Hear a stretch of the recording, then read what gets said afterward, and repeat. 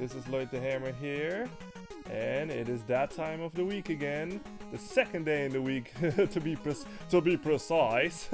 Thompson and Thompson, if you know what that is, from the Tintin show. Yeah, we're live. Yeah. Hey, what's up? Jose is here. Soyburn is here too. Y'all are early. Awesome. Love to see it. How are you guys doing? Jose says I'm early. You know what time it is? It's hammer time. Yeah, stop, hammer time. Love it. Soyburn says, lol, what up? Yeah, what's up, Soyburn? How you doing? I'm doing good. How are you doing?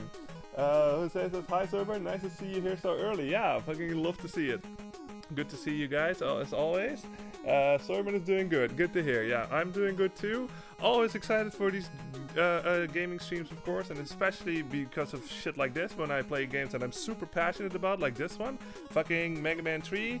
That's my shit, man. Like when it comes to all of the Mega Man games, like the classic ones at least, like let's just say 1 through 6, Mega Man 3 is the one that I played the most, I think, because I just think it's the best one out of all of them. So yeah, last time we got through Mega Man 2.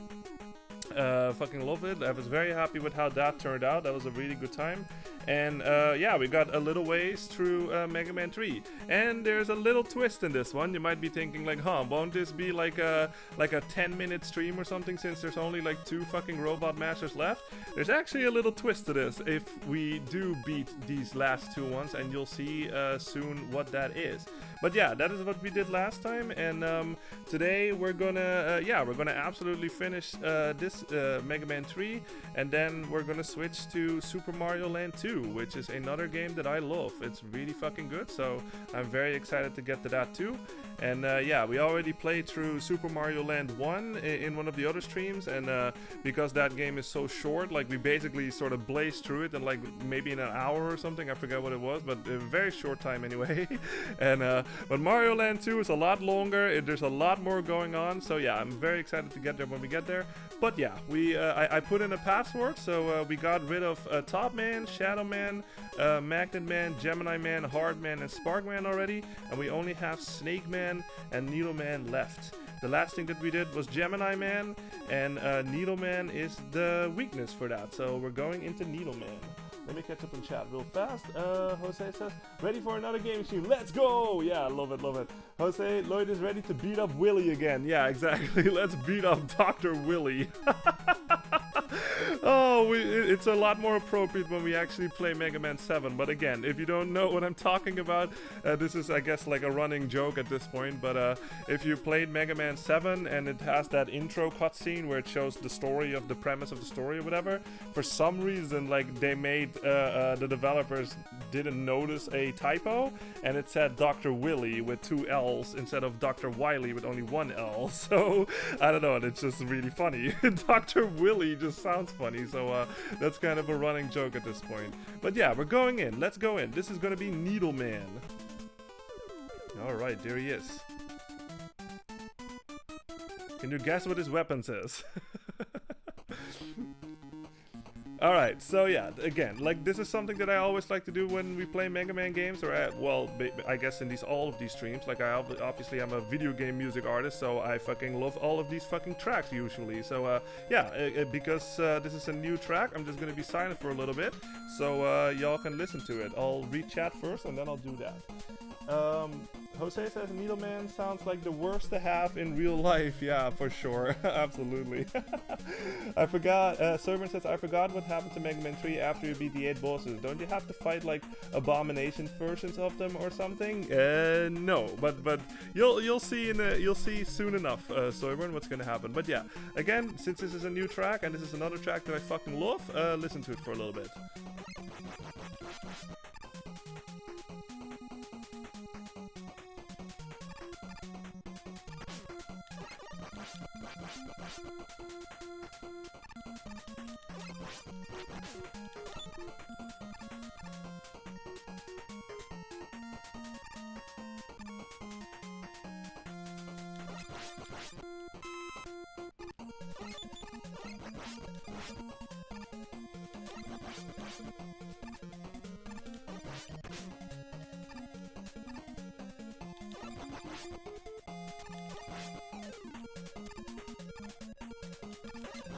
That baseline, man.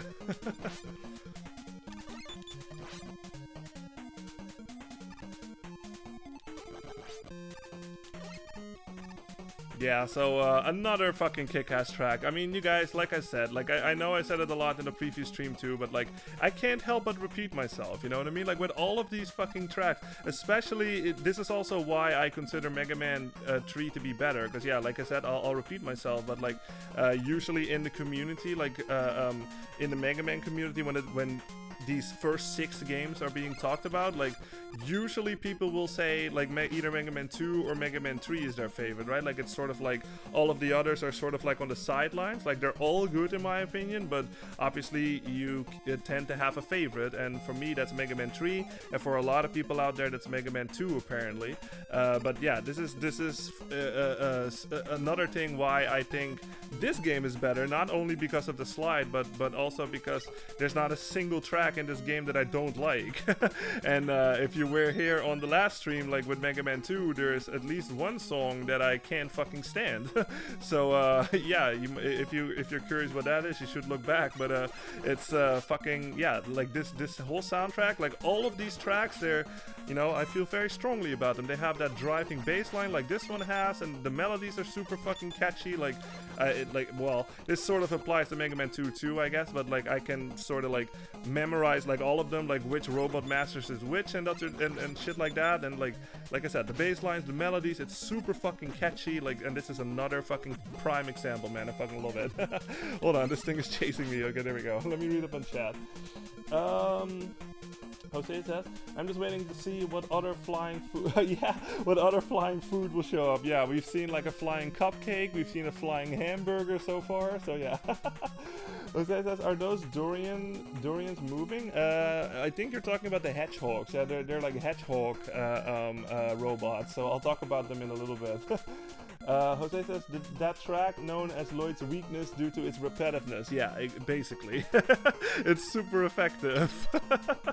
Wow, you made it already. Wow, really? I thought it was a bit longer than that. But yeah, so this is gonna be, you know what? I should actually talk about this, because last time when we beat Gemini Man, obviously we got a new weapon over here. So if you were paying attention to that fight, like after a while, we can't duplicate ourselves. That would be kind of sweet, actually, now that I think about it. But that would have been too much of a rip-off from Ninja Gaiden, I guess. But unfortunately we cannot duplicate ourselves, but we can shoot a laser. If I shoot the Y button right now, this will happen. Yeah, it's just one singular Gemini laser, I guess. Now the problem with this weapon, and like I said, this is another thing, you know what? I think, you know, if I compare the weapons to Mega Man 2 and Mega Man 3, I will say that Mega Man 2 is better. Like, I think there's more often than not in this game, the weapons are not that great, you know what I mean? Compared to like Mega Man 2, where I almost think like every weapon is amazing in their own way. But yeah, so this one is weird because you can only shoot one at a time. Like if I shoot it right now, and I like, look, I'm pressing Y right now, but Mega Man will not shoot another one, and he will only shoot another Gemini laser when the other Gemini laser is not on screen anymore. And there's another problem with this thing, is whenever you shoot it and I press like the start button, like I'm pressing the start button right now, it will not let me go to the menu to like change my weapons, really. So it's one of those, like, it's like a Castlevania jump, you know what I mean? Like if you've ever played the original Castlevania or like Castlevania 3 on NES or something, where like every jump is like a commitment, you know, like as soon as you jump you can't change your direction or trajectory anymore. That's kind of what the Gemini laser is too. Like as soon as you shoot that thing, you commit to that shot and you better hope that it hits, because if it misses, it just flies all around the room and you can't even change your weapon. You basically, you know, you're completely wide open because you can't even shoot your regular thing or anything like that. So yeah, the Gemini laser, it's good for this upcoming boss, which is Needleman, but like that's the only thing where I use it, really. Now see, that's the problem. Like every time sort of when you shoot, Needleman will jump up and he will pelt you with like his needles, basically. Now every time when you get close to him, I'm gonna try, you know what, I have very little health here. I think I might actually die. Oh, no, this has to hit him right now. Hit him! Oh, come on, that should have hit. There we go. Okay, phew, that was a bit too close for comfort. I didn't I wasn't looking at my health. Like mid-fight, I fucking realized I'm like 50% of my health.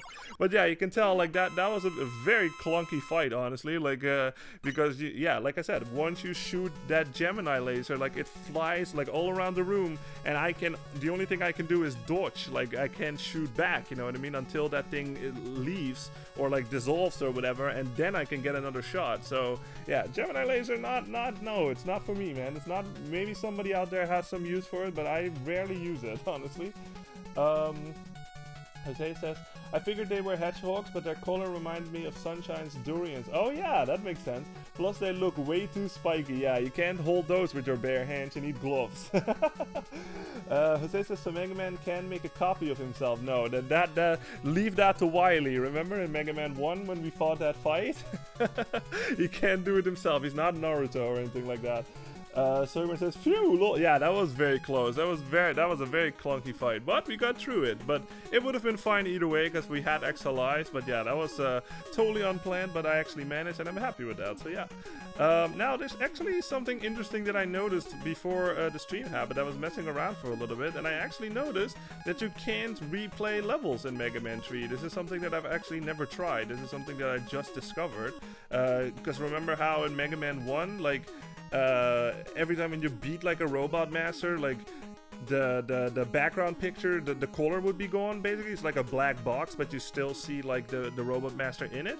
You can, like I showed like in that stream, like you can go back into that level and actually replay it if you want to, but I am pressing like the basically select the robot master button right now, and nothing is happening on these. So unless it's like a Mario World situation, maybe like if you hold like the R triggers or something, like when you want to replay like a castle after already beating it, that is like a button combination that you can do in Mario World to like replay castle levels. But as far as I know, like I'm not sure. Maybe that is a thing in this game too, but like it seems like you can't replay levels in this one, so that's kind of interesting.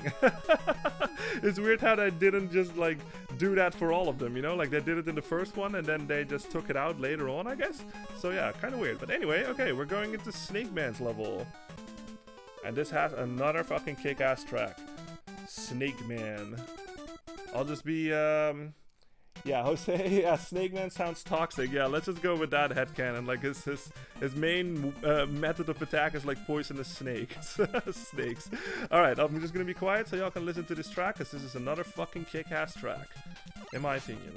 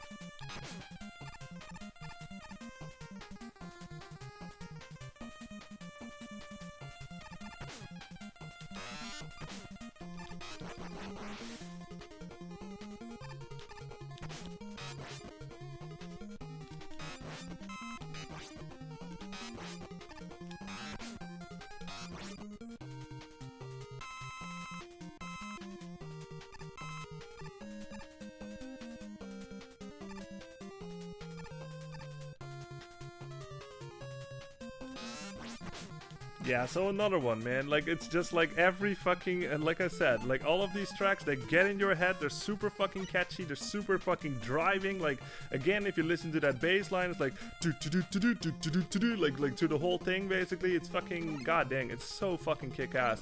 Like that's just like I said it in my previous stream, but this is what Mega Man is to me. You know what I mean? Like every time when I play Mega Man, this is sort of what I expect. You know what I mean? Like I expect like a high action music. I expect high action gameplay, and it usually delivers, you know what I mean? So this is why I fucking love these series. It's just like it gets me pumped up, you know what I mean? Like the sound, like track, like I said, like the like graphics are nice, obviously too, and like fucking the platforming. Like I said, I'm a huge fan of platformers, like ever since I was a kid. So yeah, this is totally in my street, man. Like games like this, this is absolutely fucking love it, man. All right, let's see. Jose says, Mega Man, do a barrel roll! Yeah, exactly. Soyborn says, he's a snake guy who throws snakes at you, and his level is just a bunch of snakes. Yeah, snake everything. Snake all around, man. Snakes for everybody.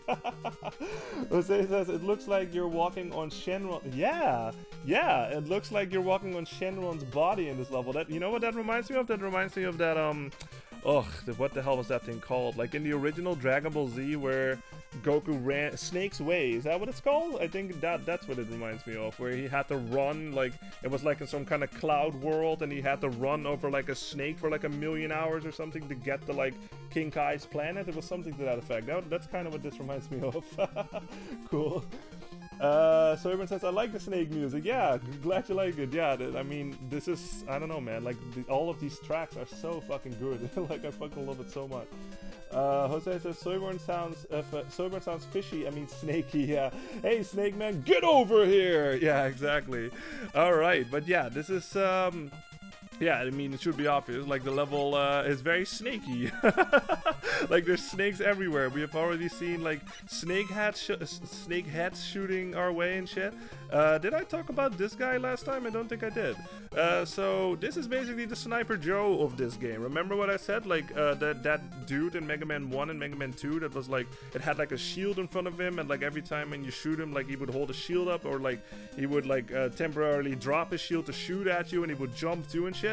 This is basically the variant of that thing in this game. Like, you were gonna base, I think anyway, if I remember correctly, but I think that thing like comes back in like almost any game, like every game, like going forward. And this is basically the Mega Man 3 variant of that. And as you can tell, like it fucking throws, like it does like a Twilight Princess like ball and chain thing situation over here. So you can only shoot him when his eye is open. Like look, when his eye is closed and I shoot him, like nothing works. So you have to wait for him to open his eye, and every time when you are in front of him or something, you can either jump over the thing or you can slide under it, just like this. So this is again why I fucking love the slide, you know what I mean? Like it gives Mega Man more options to like deal with shit basically, so it's fucking awesome. It is called Snake Way, yeah, that was a really cool thing. So it says Snake Chucking Joe. Yeah, let's go with that. Snake Chucking Joe, especially in this level. That's very appropriate. Alright, so yeah, what I like to do with this guy, like you can tell, like the fucking, the floor is super fucking wavy and shit, so it's very hard to like sort of navigate. What I like to do, you can either, like a lot works on this thing. You can also just do this if you want to, just shoot from a distance. That works too. But what I did on the previous one is just like get under him and then just use your shadow blade. Let's just call it the shadow blade. I have no idea what it's called, but yeah. And then just get under him and shoot up, and then he will go down really fast. Now these guys are really interesting because you can tell like they have some kind of like Mario like plunger or something like happening. So what they do is like they run at you, and they basically like they fly over you too. So you can't really jump. If I jump like too high, basically I will basically collapse it. How do you call that? Clash with him. Yeah. So and you will get hit. So what you have to do, because that plunger that he drops, like that hurts Mega Man 2. So you sort of have to jump like in that tiny space that he gives you. That's like basically your only way. Yeah, you can also just slide backwards like that, I guess. That works too. But what I like to do is just sort of either wait for that thing to fall down and then walk forward, or just if you want to get a move on, just sort of jump in between or something like that. I totally failed there. But yeah, so that works. And then you can just shoot him, or you can just jump over him or something, and you're good. There we go. That works. All right. Jose says chucking. Yeah, it's like when the Hulk or something. It kind of reminds me of that. Like I've never seen any of the movies, but it kind of reminds me of something that like you're slowly transforming into a chuckster. It's like chucking, chuck. I'm a chuckster. Yeah, exactly. Jose says try flying like Goku did. Yeah, was that when he was still using like flying Nimbus and shit, or was that after? I forget. It's been a long time since I watched that. Alright, but yeah, we're gonna climb up here. So yeah, I guess that's a bit better actually. Like scratch what I just said. Just wait for that thing to fucking drop his little plunger thing or something. Just walk backwards a little and then just shoot him basically. Just don't try to like fucking jump in between, because it's a very tight space. So that, yeah, it doesn't really net your results all that often. Now this is a bit of a weird part. Like every time when you stand on these like chimneys, I guess. Like I've never actually thought of what this is, but yeah, I think they're just chimneys. movies. Yeah, these cloud platforms come out, and you can actually ride them up. Oh wow, really? That was weird. All right. Well, I thought I made the jump, but I guess I didn't. All right. Well, it's all good. We have extra lives. How many do I have? 1. Okay, that's good. But yeah. So obviously that part is very dangerous because we saw another variant of the bullet bills, basically. Remember those things from Mega Man 1? Now they are a lot tougher because now, as far as I remember, you can't actually shoot them down. This thing, yeah, you can just shoot this thing. Don't worry about that thing. As far as I remember, you can't actually shoot down the pseudo bullet bills. Let's just call them that. The pseudo bullet bills. So you actually just have to dodge them this time. So I'm just gonna be a bit more careful this time. Big jump. Yeah, they start off in that cloud thing, basically, but as soon as you shoot them, that's when they come out and they dash towards you, basically. So yeah, see? So that's how you... As far as I know, you can't kill them unless, like, a certain weapon... Oh, okay, it does hurt them, actually. Huh, interesting. But yeah, just focus on dodging with that thing. Because obviously with shit like this, like, it's not very fucking efficient to try to, like, fight them here. Because, like, one hit here, and Mega Man will probably the knockback will probably push him off the block. So yeah. Let's see. Jose says, since Goku was dead when he walked Snake Way, he couldn't use Nimbus. Oh, that's why. Okay, that makes sense, yeah. Jose says, dude was pretty much running a marathon in that path. Yeah, I do remember that episode. Like, he was running along and there was some kind of, like, snake lady or something that he had to fight that was trying to tempt him to, like, have dinner or something. Because, like, you know, and I got reminded of that. But, like, whenever fucking Goku eats, like, those eating scenes that they have, like, in the Dragon Ball series, that is so fucking funny to me. It's just like they have that one when they do like the world tournament thing, and I think like Vegeta and like Gohan and like Goku, like they all eat like nothing else, like they just keep like fucking munching down and shit. And they have that one like in the original Dragon Ball when Goku was still a kid and stuff, and even back then he ate like I don't know, man, like unnormal from humans, you know. So I like that scene where like I think that's the one where like Master Roshi or something won the tournament, so he won like a fee or whatever, and then because of Goku's like eating, he has to pay, and like the fucking cash register explodes or something, because like it's so much that the cash register can't take it. Oh man, it's so funny to me. All right, but this is Snake Man. So Snake Man, he just runs at you and he just shoots snakes. It's really all he does. Like he's not that bad to take on as your first Robot Master. Like, I'm not even using the weakness right now, but his weakness is actually the needle gun. So I'm just going to use that, and then you can also, I used it a bit earlier, but you can see what it does. It really doesn't do much, it just shoots a needle, that's all it does. Like, it's just a faster, let's just call it a faster and maybe more powerful Mega Buster. That's really all what the needle weapon is. So yeah. Jose says, it makes me curious, Lloyd, did you watch the OG Dragon Ball Z or Dragon Ball Z Kai? That has to be the OG, yeah. I watched the original Dragon Ball too, so before Dragon Ball Z, I watched that too.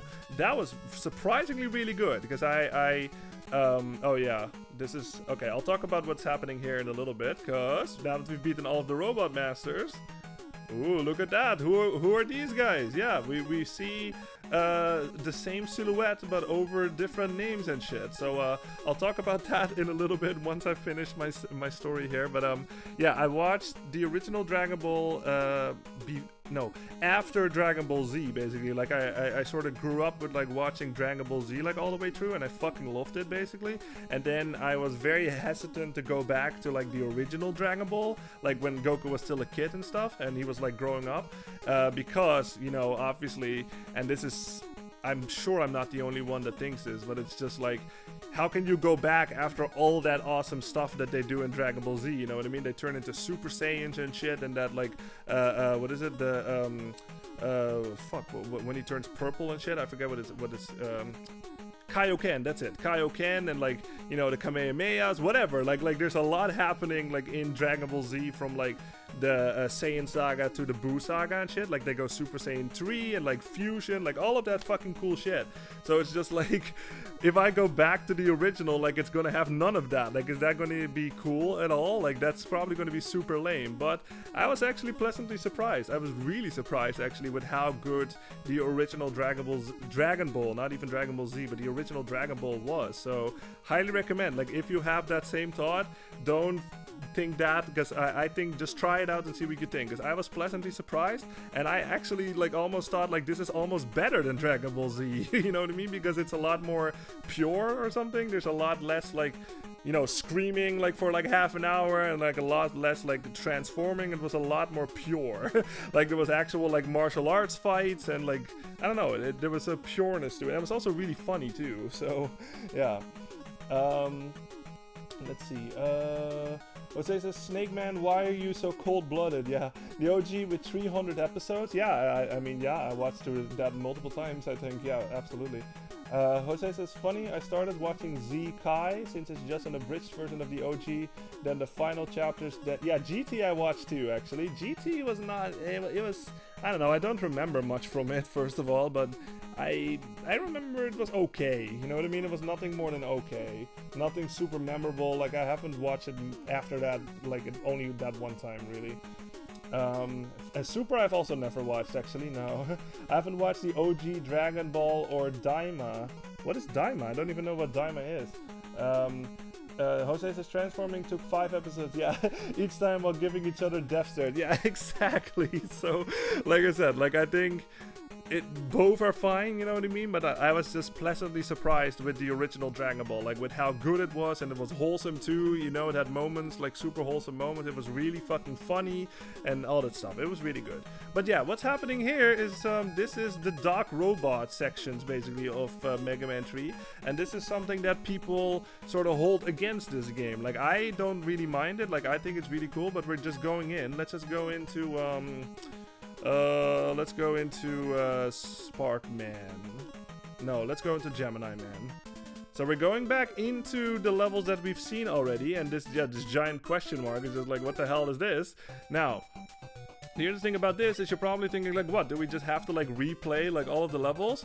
Sort of. Not all of them, like only 4 out of 8 levels we have to replay, but these are harder versions of the levels that we've done before. So it's not like a complete rehash, it's more like a hard mode version, I guess, of the said levels basically. You can already tell that these guys, they have blue flames now, I guess. They don't really do much different, but they look different. They have blue flames, and also those mice things, we haven't seen those in this level, and this is also different. You can tell, like, last time there was no bottomless pits happening, and now you have to do some precision platforming to make sure that you're not falling down and shit.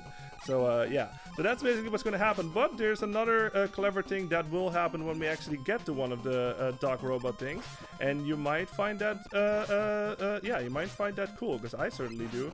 So we'll see when we get there.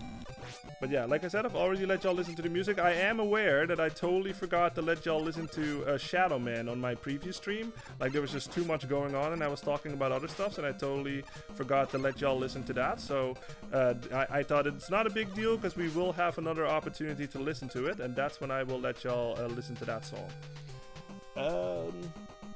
Jose says, Daima came out in 2024, which is supposed to be canon after the Buu Saga, where everyone turns into kids. What, really? I've never even heard of this. That reminds me of Boruto or something, like the extended thing, like after Naruto. Like, I never watched that either. So that was advised against to like watch. It's I don't know, maybe you like it, but I've never tried it. But the people around me said like, yeah, don't even bother with that one, it's not that good. So yeah. Oh, but that's really interesting. I'm gonna look that up. I've never actually heard of that. Daima. All right. Jose says, is that Mario jumping from planet to planet in the background? Oh, you mean because it's like a space setting? Yeah, let's just go with that. Yeah. All right. Okay, I don't need that. But yeah, you can tell, like, these levels, so I do think, like, I don't know, like, some people call this padding, you know what I mean? Where it's just, like, just get a move on. Like, why was this sort of necessary to, like, extend, like, game time and stuff? But I think it's really interesting, like, the fact that it's not... Look, I get that if it would have been the same level, you know what I mean? If it would have been the exact same level, then I totally get that argument. But I think this is pretty cool. Like, it's just, like, the same level, but it's a lot harder, you know what I mean? It's a different level design, basically, so it feels sort of familiar, but it feels also fresh, you know what I mean? So yeah, I think that's really cool. But like I said, we still have not gotten to the main act of these dog robot things, so I hope I will get there soon so I can talk about it for a little bit. Let's see. Jose says, never watched Boruto, and I don't think I will. Yeah, same. Like I don't know. Like I think it's made by a different company too, so that is never a good thing. Like unless it's like somehow better, you know what I mean? But like, there's always a chance that like because it's made by different people, it's made by a different company and all that stuff, that it's just not as good. You know what I mean? So like I said, the people around me were just like, yeah, you don't have to watch that one at all. So yeah. Jose says, yeah, that's exactly what I meant, Lloyd. I was trying to make a Super Mario Galaxy reference. Yeah, nice. Yeah, that works. Let's just assume like we've already seen a Mario cameo in Mega Man 2, right? That you came up with, and now a Mario Galaxy reference. So yeah, good. That's good. All right, but we're going in. So this is gonna be the main like a big difference too when we go in here. Yeah, look at that. Like, we see Dog Robot, but do you recognize that fucking Robot Master? Yup, that is fucking Flashman from Mega Man 2.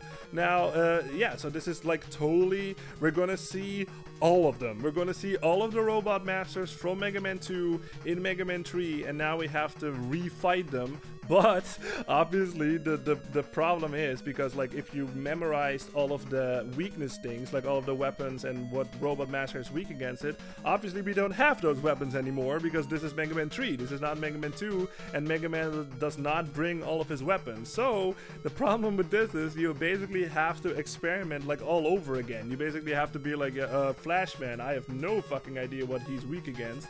So you basically have to just figure out like what his weakness is again. I guess I just totally fucking had the right one on that one. Ow. Jeez. Ah, see? So he even uses the same power-ups that Flashman used. So yeah, this is something that I think is really cool, especially if you have played Mega Man 2. Like obviously, if this is your first, let's say like Mega Man 3 is your first game or you've never played Mega Man 2, obviously you're gonna be super confused. You're just like, who the fuck is that? Like that's another fucking Robot Master? Jeez, I thought there were only 8 of them, but no. If you have played Mega Man 2, then this is a nice little callback, I think, you know? So yeah, pretty fucking cool. Jose says, now I'm also curious, Lloyd, what game genre is your favorite when watching shows or movies? I'd say action comedy. Like I've always been a big fan of like stuff like Rush Hour or something, like, you know, where it's like Jackie Chan and Chris Tucker and like there's some action in there, but there's also some humorous stuff. So I'd say that's my favorite thing. Like if it's like a good balance between like an action and a comedy that's actually funny too, like that's also very important. Like a comment, like funniness is subjective obviously, but something that I find funny, you know what I mean? I'd say those are my favorites, and also stuff like Tarantino movies, you know what I mean? Like the Kill Bills and like Hateful Eight was pretty good. What else did Tarantino do? I'm totally blanking on everything. Like I fucking Reservoir Dogs, like stuff with like a bit of a, I don't know, like a sense of realism or something. Like I also like movies like that. Set It Off was really good. I remember that movie with Queen Latifah. I'm kind of blanking on others, but Tarantino has been, yeah, Tarantino is probably one of my favorite directors, I think, when it comes to movies. But yeah, I'd say that. Like horror movies is probably my least favorite. I'm not really a horror type guy. But yeah, now this is always super interesting to me, like because you can tell, like I can't, if I like, let's just assume, and this is something that like I always praise Nintendo for, and technically I know this is not Nintendo, this is Capcom that made this game, but it's still on a Nintendo console. But anyway, what I always found so good about Nintendo is how well they proofread their games, right? Like they always make sure that like at least, let's say 99.9%, I guess, because I'm sure there's some cases out there that I just can't think of right now, but like what I like about them is how precise they are about their level design, right? Like they always make sure that a player cannot soft lock themselves no matter what, you know what I mean? Like they have, when it's a Zelda game or something, like whoa, you know what? I just thought of the Ocarina of Time final boss, actually. You can't soft lock yourself in that one. So anyway, what I was trying to say is that this is technically a spot where you could technically soft lock yourself. Like let's just say whatever, like obviously I know that this was coming up, so I made sure that I have it, but let's just say some kid out there was playing this like in the 90s or something and was just messing around with all of their weapons or something, and you beat this boss and you don't have Rush Coil or Rush Jet, and I haven't talked about Rush Jet yet, I will do that in a little bit, but let's just say that your meter is completely fucking depleted right here, and there's no fucking way to get out of here. Look at this, like I really have nothing, like all of my stuff, like you don't have item 3 or item 1 or something in Mega Man 2. So if in some weird case you get over here with no Rush Coil or Rush Jet, you're fucked.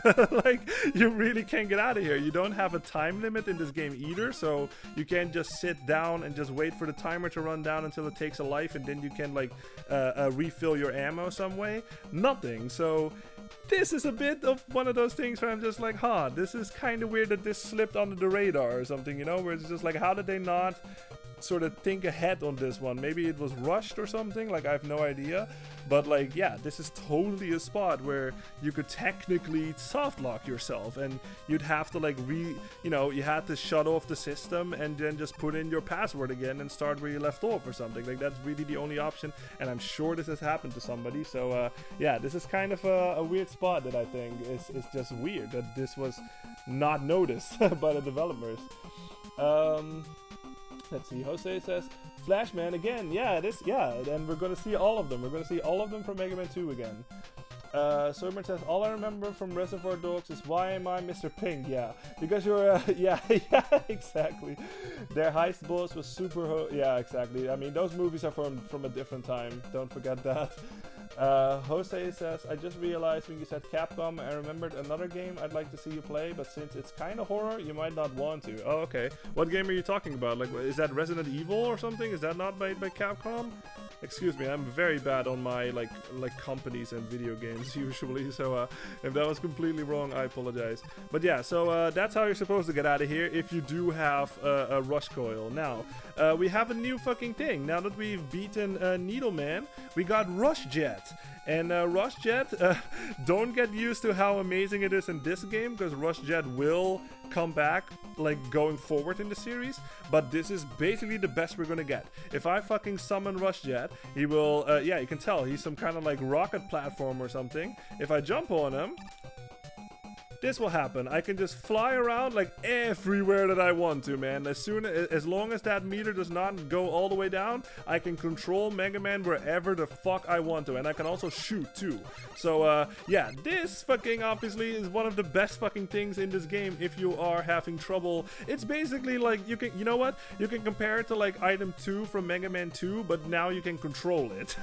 You know what I mean? Like how in Mega Man 2 that thing flies forward and you have no control over it. In this one, you can control item 2, basically. It's fucking amazing. Like, if you have trouble with some kind of, like, platforming obstacle or something, use Rush Jet, and you can totally skip that whole section, you know what I mean? As long as your meter is full, obviously. So, yeah, that's one of the best fucking things in this game. And, again, unfortunately, and you know what, I might as well talk about it now, because we're not gonna get to Mega Man 4 in quite a while. But, oh, okay, I died. Anyway, that's okay. But this is basically the only one where you can actually control that thing, where you can just basically control like anywhere where you want that thing to go, you can control it. But going forward in the series, like I think the developers, like it's another like Metal Blade situation, I think, where they realize like this thing is fucking broken as fuck, you know what I mean? We need to fucking nerf this thing down. And later on, it would basically act a bit like item 2 in that sense. Like you can it goes forward, you can only manipulate like the speed of it, really. Like you can't just go anywhere that you want to. But oh jeez, I'm in a really bad spot. Hold on. You can't really control like wherever you want that thing to go, but you just basically you can only control the speed of it. So yeah, it's another one of those situations where like it was too good for what it was or something, and they had to like nerf it down. So okay, let me get some Rush Jet back. Oh no, Rush Jet, come over here, please. There we go. Yeah, this is a bit awkward. Okay, we're good. Yeah, I have like 0 lives. Like, I don't think I'm gonna survive, actually. This is gonna be a bit... we'll see how this goes. Maybe I can grind some health over here. That would be great. Because I actually don't know which one is the next one. Let's see. Jose says, no, not Resident Evil, but it's similar. It's called Dino Crisis. Yeah, I can't say I've heard of that. That's interesting. I'll look that up after the stream. Jose also says Rush Hour was gold. Yeah, I loved Rush Hour. That was I watched that in high school, man. Like in 1st grade of high school. It has sentimental value because of that, you know. I love that scene with Ye is me and I am you. Oh yeah, is that not from Rush Hour 3? Like in that dojo or something, and it has that super big like guy, and he picks up like Chris Tucker and shit, or it was something to that effect, and he throws him like he throws him away or something. I think that's what you're talking about. I'm not sure. But yeah, this is a little awkward because I have 0 health right now, and we are about to fight. Oh no, okay. No, this is good actually. Oh, an extra life. Oh yay! Wow, that was fucking perfect. Now I can just fucking go. that could not have been better fucking timed by this fucking rat thing or mouse thing, whatever it is. Well, that was fucking perfect. Okay, you know what? I kind of... I don't really know what the next robot master is, so I'm just gonna linger around here for a little bit and just grind on these guys or something, so I can get some health back. There we go. Oh. Ow, fuck. Because I think the fight is of the next fight is coming up after this or something. It's soon, I think. So yeah. I'm just gonna do this for a little bit. These guys are not, after that 1-up, they are not very kind right now. Come on, guys, give me health. No, I don't need weapon energy, I need health. Ow. I need a big one, that would be great. Ow. Nope. Okay, well, the little ones help too, I guess. Come on, give me the big one. Okay, well, that works. Ow, fuck. So yeah, this is just something that you have to do sometimes if you feel unprepared or something. Like rooms like this are fucking, you know what, it reminds me of Metroid or something, like where they have those little like infinite spawning enemies like coming up out of that pipe and stuff, where you can sort of like grind to get like your health back, or like missiles or whatever. Like that's kind of what this reminds me of. Sometimes you just have to do this because like I feel unprepared and I want to be prepared to go into that. Okay, there we go. Now we're full health. Alright, now I feel ready. There we go. It's not quite here yet. I thought this would have been it, but not quite. Let's climb down. There it is. Okay, that's what I was thinking. Oh, okay. Oh, it's gonna be Bubble Man probably, so it's not even that bad. Jose says, yeah, that's the one. Yeah. Why does Mega Man look like he's going to visit SpongeBob? What do you mean? Like because it's underwater? I don't know what you mean by that. All right, but yeah, this is gonna be Bubble Man, so that's not too bad. I thought it would have been way worse than that. Obviously, you do have to be careful because this time there's was this in the original Bubble Man 2? I'm not sure actually now, but fucking there's okay, it's not the needle. There's fucking spikes above you this time. Okay, the fucking magnet doesn't do anything. It's not top. It's not. Is it Gemini? Oh, come on, really? How the hell did that miss? Come on, hit him! Nope, it's not Gemini. Is it Hardman? I hate Hardman's weapon. Hardman does decent damage. Let's try Snake Man. Nope, Snake Man just bounces off of him. See, this is sort of... Oh, it's fucking a Leg Man. Duh, he's fucking underwater. Yeah, that's it. Boom, that's it. A Leg Man. That's the... of Spark Man. Sorry, not a Leg Man. Spark Man, yeah. Of course. Like, I didn't even think about it. It's fucking underwater, so yeah. No, I'm caught up. Okay, yeah. So, like I said, this is just something that you have to do because, like I said, you don't have the weapons from Mega Man 2 again. So you basically just have to cycle through all of them until you find either some logic, like I could have done, but I just didn't think of it at the time, or you just cycle through all of them and hope that you find it. So yeah. Jose says yes, he looks like he's in SpongeBob's Underwater World. Yeah, I guess that makes sense. It didn't quite play like a slide guitar or something. That would be quite funny, actually, a slide guitar in a Mega Man game. Now, this is another part. You know what? This is actually perfect timing. I totally didn't plan this, but this is actually perfect timing. This is another situation where you could technically, I mean, how would you even? You would have to do that intentionally, I guess, or you would have to be so unused to the controls or something that you mess up like 8 times with this like rush coil and rush jet at this point. But still, just the fact that there's no like respawning enemy in this room, you know what I mean, to like refill all of your stuff. Like technically, if I would like mess around over here and just use rush coil all the way until my meter depletes and also rush jet, I would be soft locked over here. There's no way that I can get up here if that's the case. Like I said, very hard chance to fucking, like low chance I should say, that actually happens, but still, just the fact that it's there, that bothers me a little bit, you know what I mean, because like I'm so used to like Nintendo where they like proofread their game like to the fucking ground, you know what I mean, like they just make sure that there's no way in hell that a player can soft lock themselves. Well, but this is another situation where technically you could. So yeah, that bothers me a little bit. Alright, but yeah, this is gonna be Sparkman again, and you can tell like already it's a lot different. Like we have these rotating platforms over here. I don't think we saw these before. And yeah, obviously a lot more bottomless pits and like these spikes down here, so that's fucking dangerous. Like I said, never fucking touch spikes in Mega Man games, ever, because it kills you instantly. So yeah. Jose says, is this Mega Man? No, yeah. Is this Mega Man? No, this is Lloyd the Hammer. And then he slams down the fucking phone, yeah.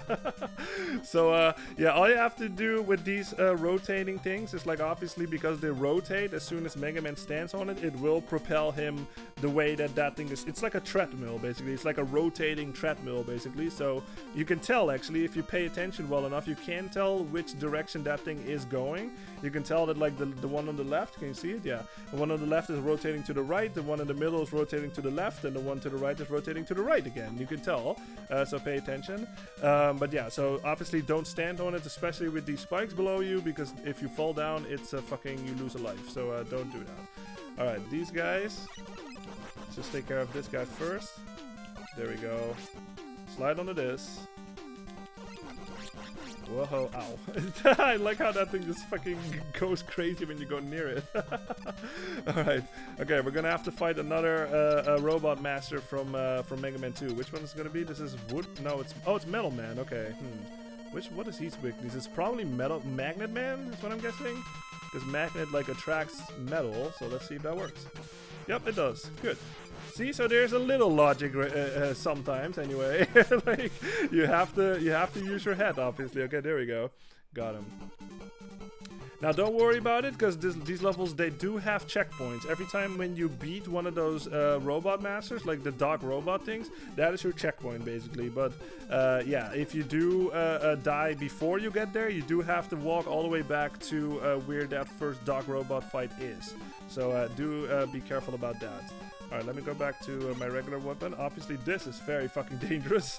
Like these fucking pits of like, how do you call it? Shafts, I guess? Like with nothing but spikes around you. That is obviously super fucking dangerous. So yeah, pay attention to your movement and don't touch the spikes.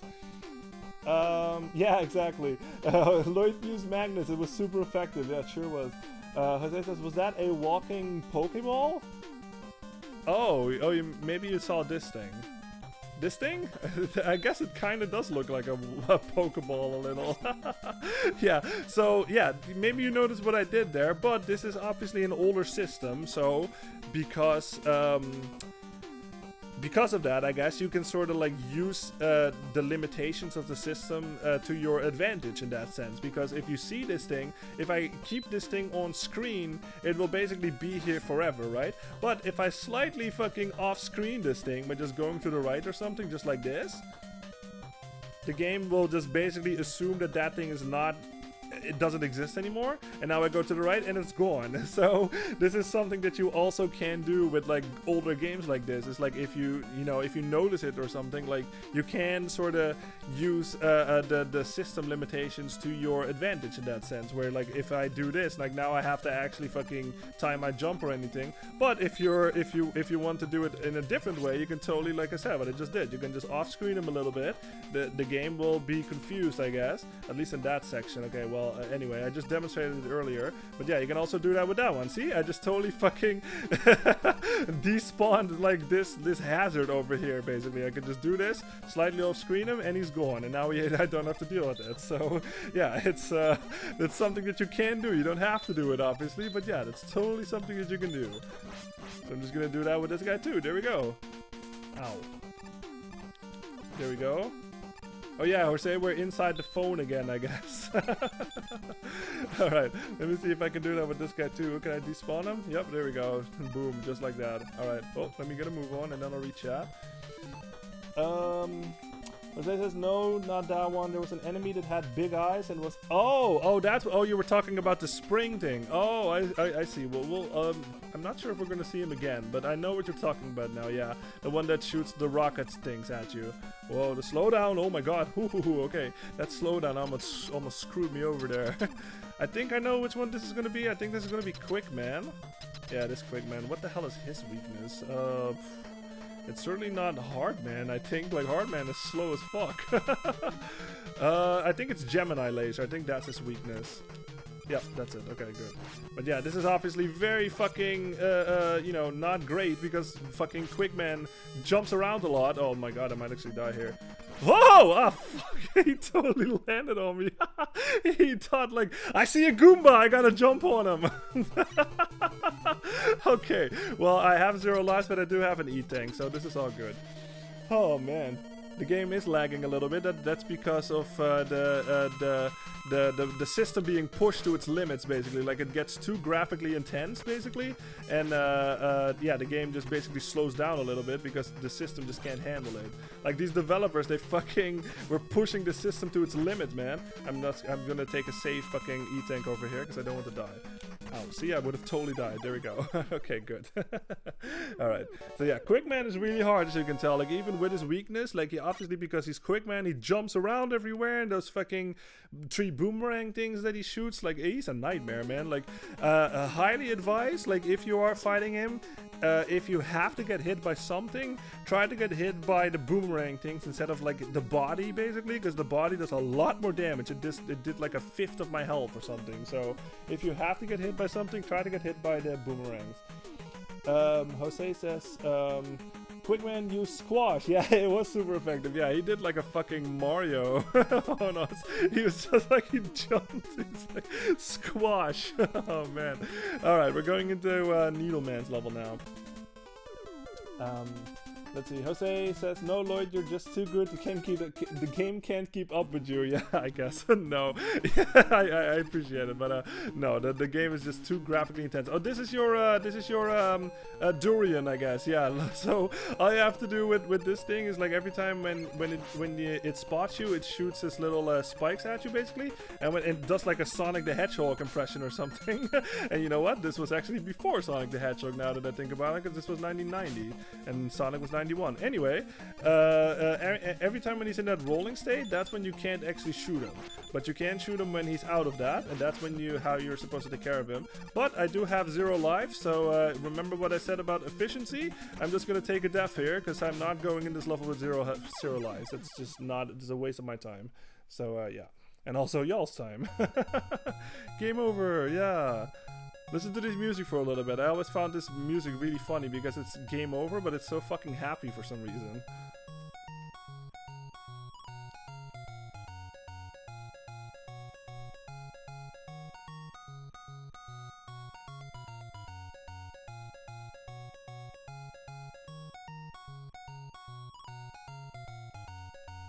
Yeah, isn't that funny? It's just like, yeah, you lost, like, but you're happy about it or something. Like, I don't know. It's kind of a weird choice, but I do like the song.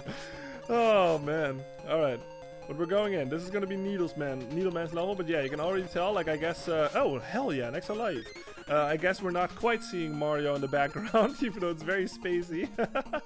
But yeah, this is gonna be another variation of the level we already played, obviously, but now it's gonna be a lot harder. Obviously, with these fucking spikes, yeah, don't do what I just did. They hurt. Luckily, even though they are technically spikes, like, I guess they're called more needle-like, I guess, but these don't kill you in one hit. Thank fucking God. That would have been a nightmare. That would have been like some Kaizo shit or something if these things fucking killed you in one hit. Ow. Alright, there we go. Oops. There we go. Alright, let me read chat. Soyburn says, dude, that's insanely jolly for a Mega Man is Dead musical theme. Yeah, I know, right? It's like, oh, there it is. There's this thing that you were talking about, Jose. So basically all you have to do with this guy is like every time when you get near him, that's when he goes insane, basically. So just keep him at bay, basically, and he will shoot like a little rocket at you too. So and that tracks where Mega Man is. So you do have to like deal with those things both at the same time. Now there's an extra fucking one-up that we can get. Just fly up here with your rush jet, get it. Oh, you know what? This is something that I totally forgot to talk about. This is something that you can do actually. If you like the meter only depletes when Mega Man is standing on Rush Jet. Like pay attention to this for a little bit. Like I'm gonna stand on Rush Jet and you'll notice that the meter will only deplete when Mega Man is standing on it. See, like it's depleting now. But if I keep jumping, see how it's not like depleting basically?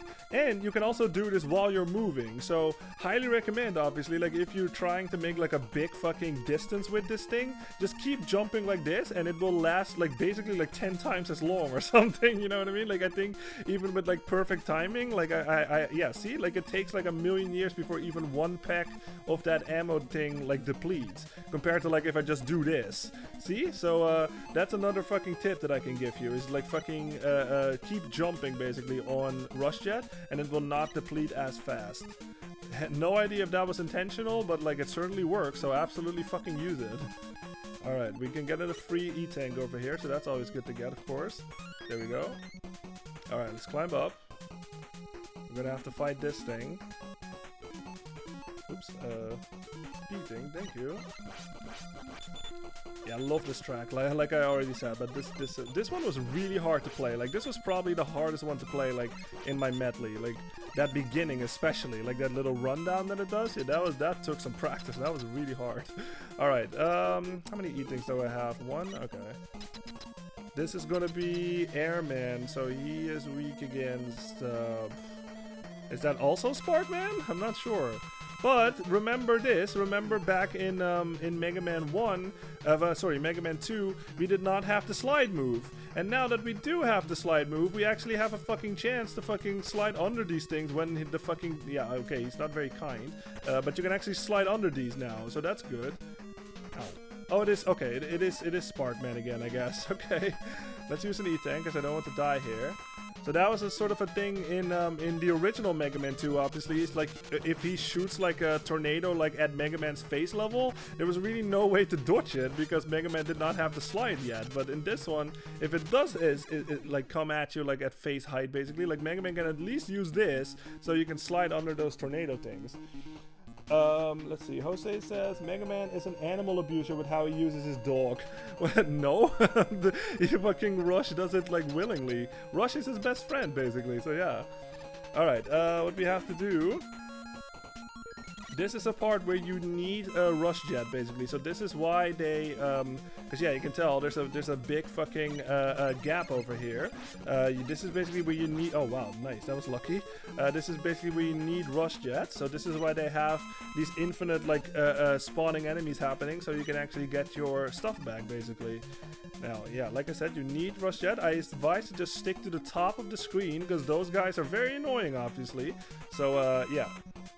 stay to the top, and those things will spawn in. Obviously, they do have little refillers lying around everywhere, so you can get that, and then you can refill your things. But yeah, this is obviously a lot. This is also where you can use your jump technique that I just demonstrated to like sort of save up on your depletion, basically on your ammo depletion. Because yeah, this is a long section, as you can tell, and there's also fucking enemies. You don't have to worry about getting knocked back though, because Mega Man will actually stay on Rush Jet. Like even when you're in the air, like what just happened, where I was in the air and Mega Man flew back, like Rush has your back, man. Like he's fucking man's best friend, you know what I mean? Like he just flies back with you and he will catch you back up. So don't worry about like falling over. All right, this is a mini boss. This is a giant fucking hard hat thing or something. All you have to do is he has a weakness spot or something. How do you call it? This pressure point, I guess. I'm not sure how to call it, but you have to use that like that X thing, like that plus thing on his helmet. That's where you can hurt him. All right, let me read up on chat. Someone says, at least he's a robot dog who can tolerate pain and be repaired. Yeah, can say the same for how Mario treats Yoshi. Yeah, true. Someone says, Jose says Soborn, yes, 100% agreed. Yeah, exactly. Like Mario does not treat Yoshi very well when he, at least sometimes in Mario World or something, when he just drops him in the pit just to save his own life. Oh man, it's an ancient old meme at this point. Alright, what is this thing's weakness? Is it the needle thing? I'm not sure. I believe these mini bosses have their own weaknesses, but I'm not sure which one it is. So I just used the needle thing, and that seemed to work, I guess. So that works. Whatever it is, maybe it was the needle thing, maybe it was something else. It doesn't matter. We got results. That's all that matters. All right, we're going in. I don't have an E-tank, huh? I have 4 lives though. Okay. This is gonna be. Who is this? Is this Woodman? Oh, it's Crash Man. Okay. What is Crash Man's weakness? Last time it was Airman. Is it maybe? It's not Metal Man. It's not Snake. Oh, it might be the Shadow Blade. Nope. It's certainly not that. Snake Man? Nope, it's not that either. Okay. Is it Sparkman again? No. Well. Yeah, that does decent damage. That's not it, I think. Okay, it seems to be Needleman. Okay. Well, I'm gonna die here for sure. Yeah, okay, we'll get him on the next life. Jose says at least he doesn't get treated like that in Sunshine. Yeah, exactly. It's a lot better in Sunshine. Oh, okay. Well, I guess the needle weapon works. I'm not sure if that's like his actual weakness, but it seems to do decent damage, so I'm just gonna stick with that. It's fast. I can shoot it a lot, so that helps. And again, you guys, like this is especially helpful if you have played the original Mega Man 2. Like their programming is practically the same as it was. Like every time when I shoot, like he will jump basically. God dang it! Ah, fuck. Hold on, I have to concentrate a little bit here. Ah, fuck! Ah, fuck. All right. Well, we still have extra lives. Maybe it's not the fucking needle thing. I'll try something else. It's not really working all that good for me. I know it's not that. Is it a fucking Hardman's weapon? That would suck. Alright, let me try this again.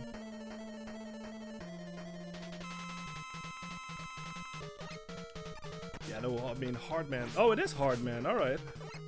Oh shit, wow, that fucking hurts him a lot. Ow. There we go. That was it. All right, it was Hardman, I guess. That was that was clearly his weakness. All right, we got it. No, I'm caught up. All right. All right, we have one more level left. This is gonna be Shadow Man's level again, and like I said, I am aware that I totally forgot to let y'all listen to this song, and this is actually, I think, one of my favorite tracks in the game. I think there's so many of them, I really can't choose, but this is a really good one. Listen to it for a little bit.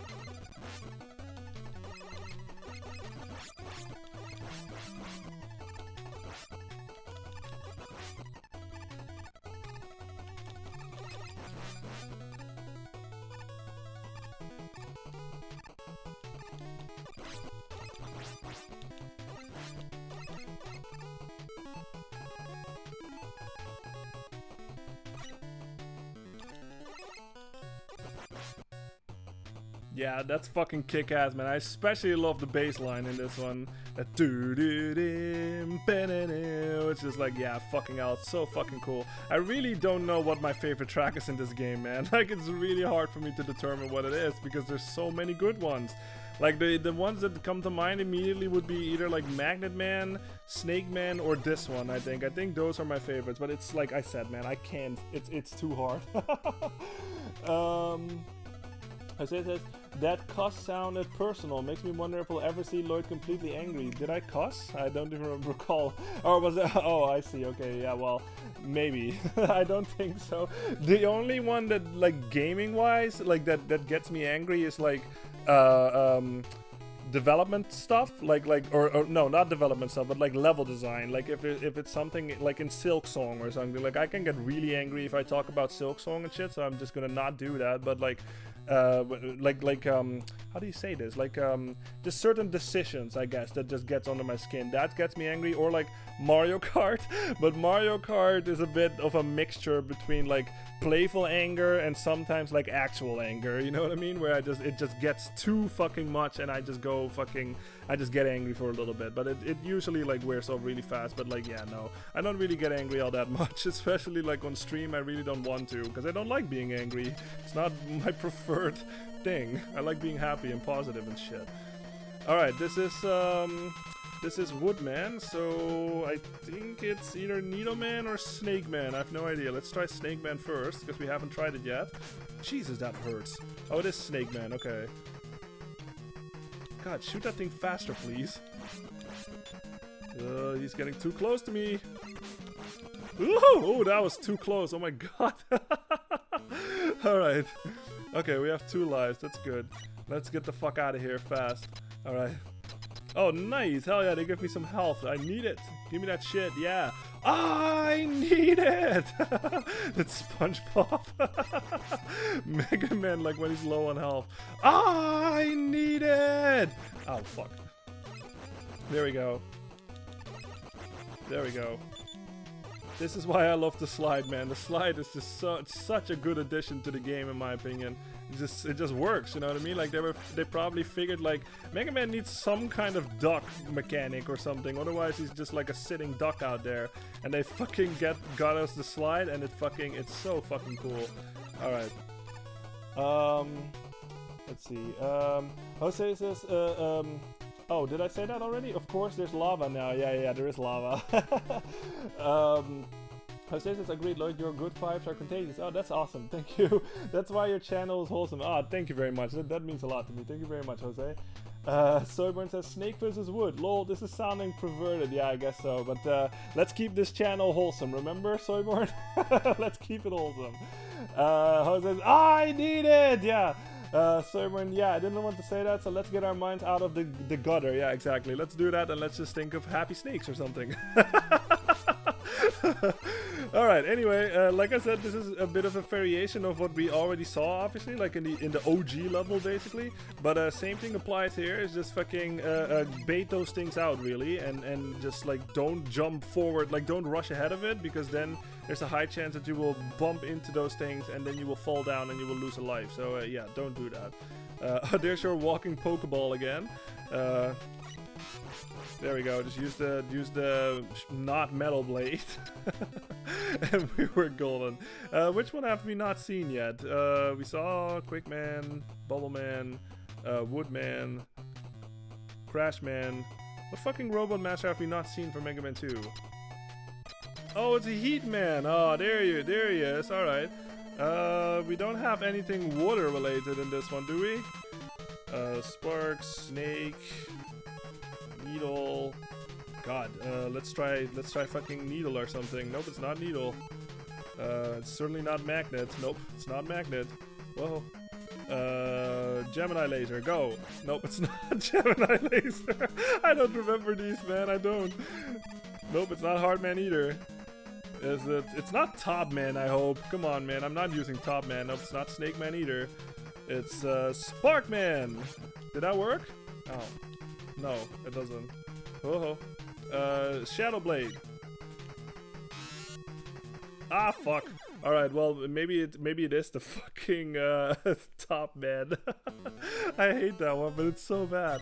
Okay, let's try Shadow Man's weapon. I don't think I hit him, so I want to check if that's actually the one. Oh, that didn't sound any better. Well, that's if you try to make it wholesome, then it's not wholesome. It has to become natural, you know? That's how it works. Oh, it is Shadow Man. Okay, good. Shadow Man is his weakness. Good. Don't know how that makes sense, but yeah, let's just go with it. There we go. Shoot him with Shadow Man and he's dead in a couple of seconds. Oh, there we go. Got it. Yeah. Oh yeah, I don't even remember what I said, but okay. It's just like I said, if you try to make it less wholesome, then more wholesome, then it probably won't work. All right, yeah, this is Breakman. He totally looks like Proto Man, but he's actually not Proto Man. This is just like I don't know, like an evil version of Proto Man or something. Like maybe this is the guy that we've been fighting all this time, and it hasn't been Proto Man. Maybe that's what it is. I totally forgot. No. Look, he totally looks different. He fights the same though. He totally fights the exact same like Proto Man does. Maybe this is what Proto Man was doing. Maybe Proto Man knew about this thing and he was training us. I don't know, I'm just coming up with like a million fucking headcanons over here, and that's it. Like, he's really easy. Just shoot him a while and he'll go down. Oh yo, right after we received your Yash Airbuds, I'm totally trying to do like a Mega Man 8 impression. Wow, we ran off with Kim. I could not do that with a straight face. Oh man, Jose says top. Alright. Yep, so there it is. There's that lovely NES sound again. There's the eyebrows. Very iconic at this point. It's Wily again. Of course it is. Yeah, there we are. And again, you guys, like, I know everybody goes crazy over Mega Man 2. Like, I did a whole fucking rant about how I feel about this song, but this is another amazing track. And yeah, I mean, fucking listen to it for a little bit. I fucking love this track.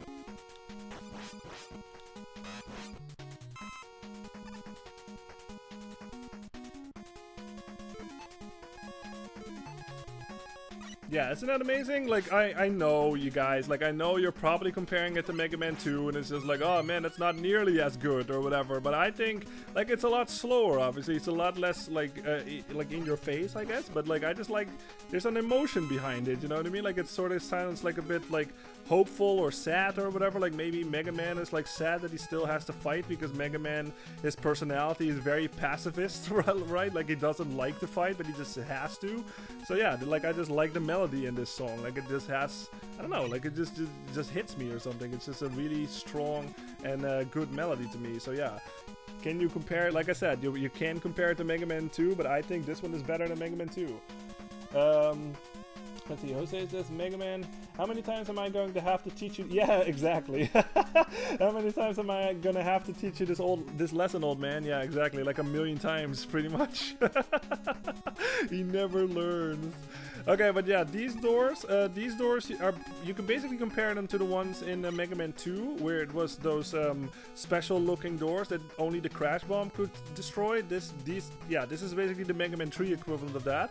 Only the hard knuckle can take care of these doors, and you can just get what's behind it.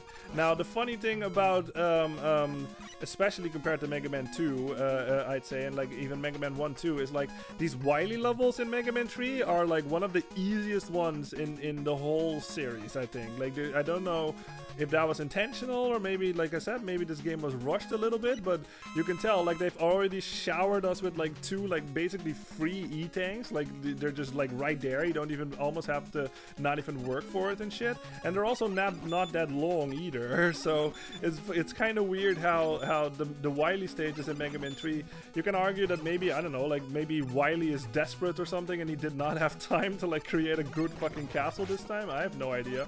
But like, yeah, these Wily levels, they're really fucking easy. Like I said, especially compared to Mega Man 1 and 2 and going forward and shit. Like, these are probably the easiest ones in the series. Sermon says, for a passive guy, he sure does kill everything. Yeah, I know, but he has to, you know what I mean? Like, I think that especially, like, going forward in Mega Man X and stuff, where, like, Mega Man is all about, like, if, you know, how much longer do I have to fight? Like, blah, blah, blah, all that stuff. But he has no choice. Like, he just has to for, like, world peace or whatever. So, yeah, it's, like, one of those characters, basically. Now, this is a fucking nightmare, obviously. Like I said, you can do this legit, or you can use your Rush Jet. I guess I'm just gonna do it like this, because this will work, but obviously the stakes are a bit high because there's fucking spikes beneath me. So one slip up and I die. So just that? Okay, good. Okay, so I'm just gonna wait for this one, and now there we go. All right, that works.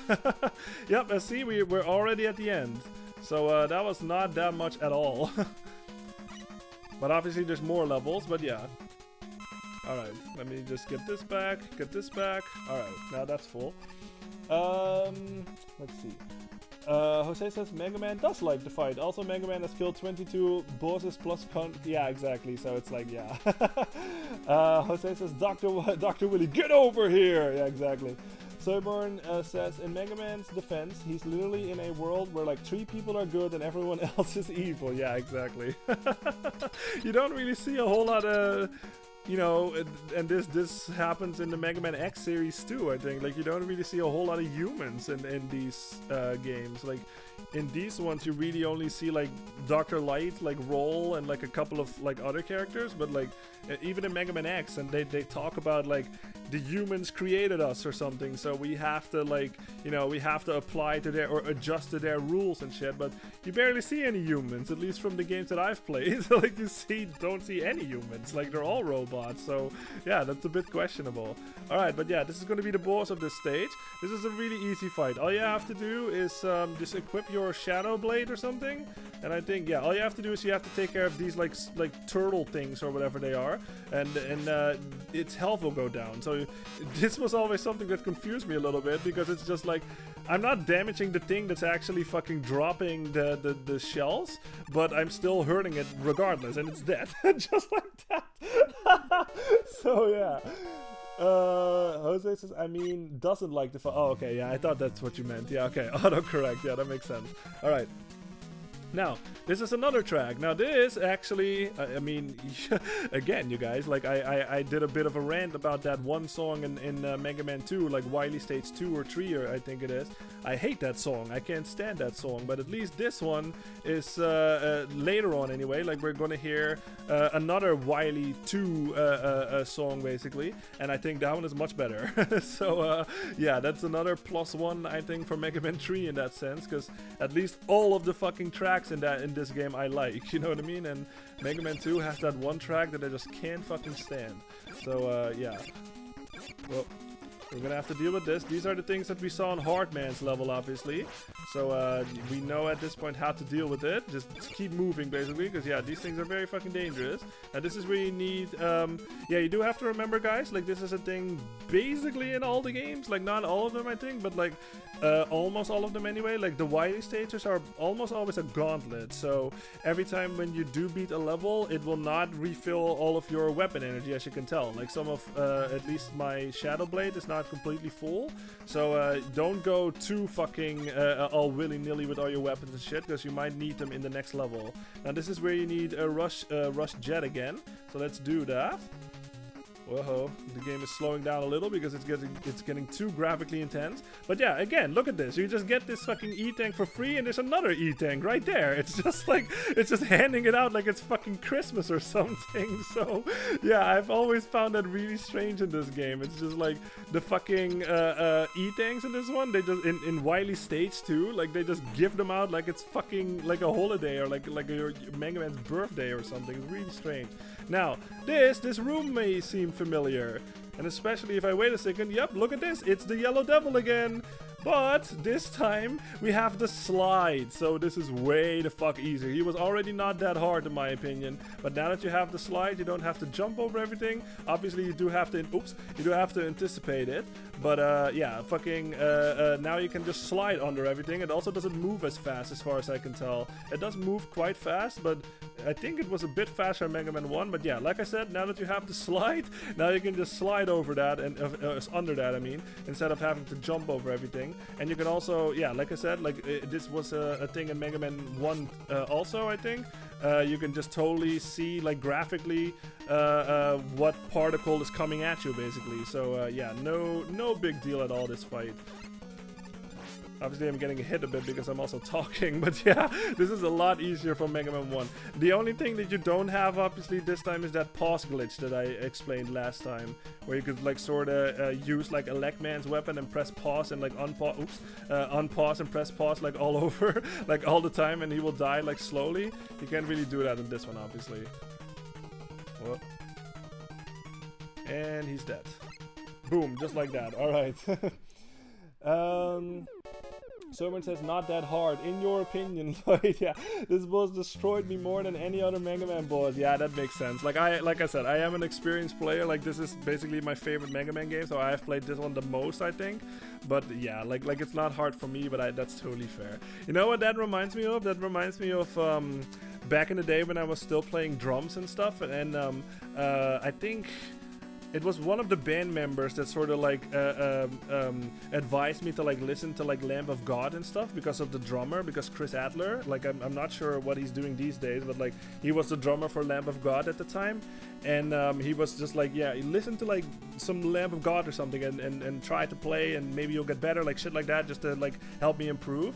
And I looked up some kind of video of like him like explaining like his double bass technique and stuff, like on YouTube, and it was really funny because like he would do something that sounds like super fucking complicated to like a more like casual player, or like, you know, obviously if you know your Lamb of God, like Chris Adler is an amazing drummer, like he's really fucking good, and he would just basically explain like his like double bass technique, and he would do like some kind of super complicated like drum pattern or something, and before he started playing he would just say like, oh yeah, it's something like an easy pattern or something, and he would do like like something super fucking weird and crazy. So that kind of reminded me of that, where like for him it's super fucking easy, but I was just like, Chris, that is not easy, what the fuck, like I can't make sense of anything what you're doing with that shit. So yeah, that just totally reminded me of that. Alright, anyway, so yeah, this is another new track, if you haven't heard it already.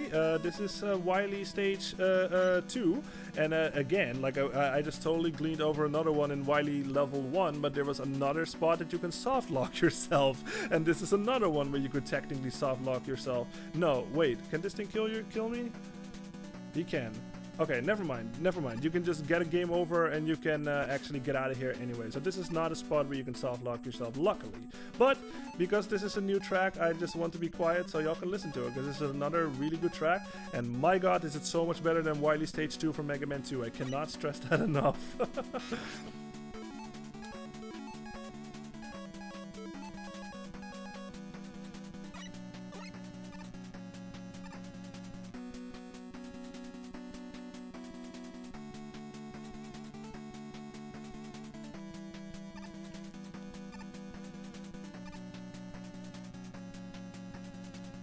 See, and another free eating.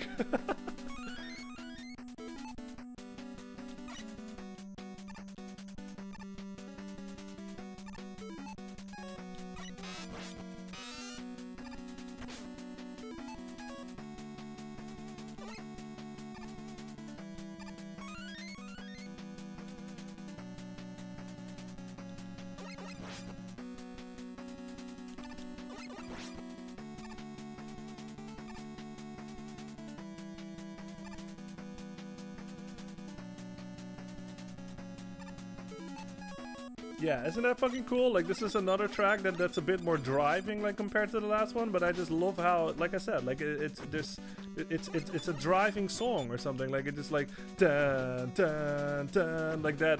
I don't know, like, there's just something about it that's, like, uplifting to me, you know? Like, it's one of those, like, get going and, like, stop Wily and, like, you're the only hope for this world, Mega Man, or something song. That's sort of what this song communicates to me, you know what I mean? I fucking love this track. Another really good track. Jose says, where did Willy go? Yeah, I don't know. Well, he's hiding somewhere in his castle, and we're going over there right now. But yeah, like I said, at least this fucking song has melody compared to Wily Stage 2 from fucking Mega Man 2. Like, that just does the same thing and it just rises in pitch for like half an hour or something. Like, I can't stand it. Like, at least this one is fucking epic and good. You know? Like, it actually has a fucking driving melody and shit, and it's catchy. Yeah, I fucking love it. Alright. Oh, that's what I could use. Yeah, nice. Alright. Oops, didn't mean to do that. Which boss is this again? Oh, hey, I thought this was later in the series, but Jose, you might like this boss fight. Look. Yep, it's multiple Shadow Marios, or Shadow Mega Mans. Wily basically tries his old tricks again, but now he does it times 3.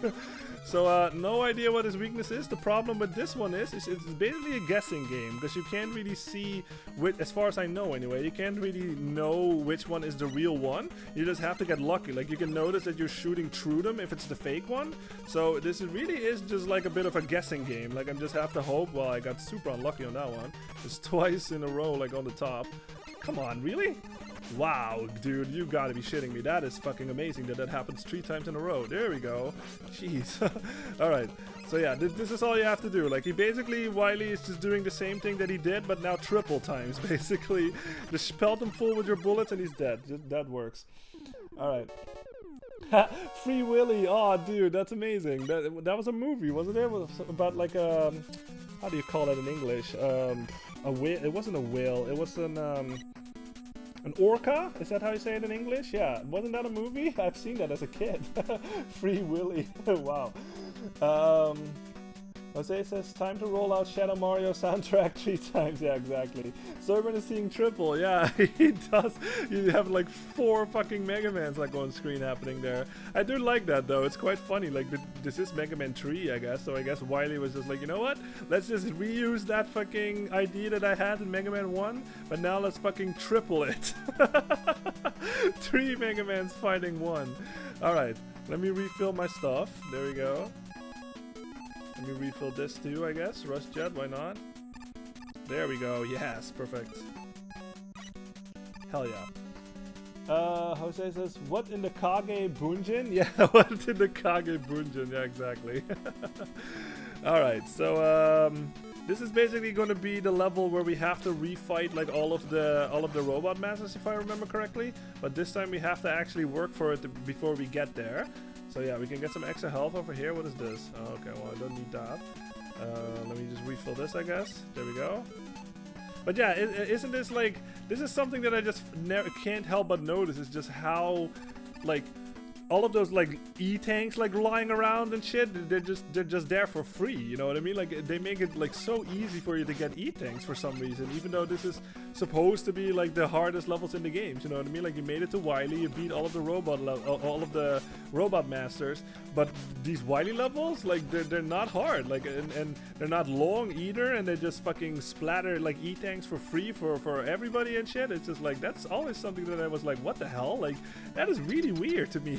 Like, how they just like, you don't even have to work for it. Some of them are just lying on the floor for the taking. It's just like, what the fuck? Jose says, yes, Lord. Oh, okay, it wasn't about an orca, but the fact that there's 4 movies is baffling. And there's 4 of them? Wow, that's hilarious. I think I knew about 2 at least, but I don't know I knew about 4. I think I saw one of them as a kid. That must have been the original, but I don't remember anything from it. Like, the only thing that I remember was like the cover art, I think. That's like the only thing I remember, but like from the movie itself. And I think there was a scene actually where one of the guys like puked over the boat or something. Like, that's all I remember. Like, I'm trying to think of it right now, and I can't recall anything from that movie. That was like a million years ago, man. Alright, but yeah, this is, wow, it's like a rave party in the back or something. Mega Man, fucking show your moves. Look at Mega Man. He's dancing. Yeah, look at him. He has like a solo party. You know what? I actually have never commented on this yet from all these Mega Man games, but I just love his like, yay, like jump animation. Like every time when he jumps, he just has his mouth open and he has his arms like out and shit. And just like, yay, yay, yay. It's just like the most like fucking peppy like jump animation ever. It's fucking glorious. Let's see. Soyboy says Free Willy is great, especially the villain. He's cartoonishly evil towards Wills for no good reason at all. It's so silly. Okay, yeah, like I said, I don't remember it. One is from '93. Yeah, okay, that must have been the one I saw then. 2 from 95, 3 from 97, and 4 is from wow, that's late. 2010. Oh, huh. I guess they just brought it back or something at some point. Huh, that's interesting. But yeah, you guys know the drill at this point. This is gonna be the boss rush. We're gonna have to refight all of the fucking bosses that we have fought previously. So this time, obviously, we know the weaknesses. So I'm gonna try my best to see how this goes. And I hate the Gemini laser. There we go. Ah! Oh, there we go. Ooh, that was really close. Okay, how many lives do I have? Oh, I have 4. Okay, good. Yeah, this is just a thing. This is just a thing, like, in basically every Mega Man game, you're gonna have to deal with this. Oh, this is that fucking Soyborn. This is the one that you totally... this is the one that you totally ruined for me, where every time when he does that charge-up move, like, it totally looks like he's taking a big dump and shit. So... oh, man, what is his weakness again? It's, oh, it's Sparkman, I think. Yeah, there it is. Oh no, what have you done, Soyborn? That is so funny. Oh my god. Alright. Man. Magnet Man, what did you eat before this fight? Jesus. And he's dead. There we go. We put him out of his misery. Alright, we got it. Gemini Man is weak against Snake Man. I know that much. Yep. Wow, I just let him walk into his into the fucking thing. That worked. There we go. Okay, we got rid of the... Nice! Didn't even get hit on that one. Alright. Yeah. Soyborn says he's Mac dumping on you. Yeah, Mac dumping. Jose says Soyborn ruined the wholesomeness. Yeah, but I think it's funny as fuck, so it's all good. Jose says, yeah, you go, Mega Man. Rock out like you're getting hit by a hammer. Lloyd the Hammer, that is. Yeah, exactly. But I mean, look at this. Like, look at this background. Like, it has like a raving light and shit. Like, it's, yeah, this is like a solo Mega Man disco party right here. So yeah, I love it. Alright, we're going in. This is, oh, Hard Man. Okay, so he's weak against Magnet Man. So let's equip that. Ow. A big jump. What do you think I am, a Goomba? Oh, leave the jumping to that Italian plumber. Dead. There we go. Yeah, you can tell. Like, the magnet, as good as the magnet weapon is, it does fucking eat through your ammo. Just like, that was like what? Like 5 shots? And it's already like nearly depleted, so yeah. Okay, Top Man is weak against Hard Man.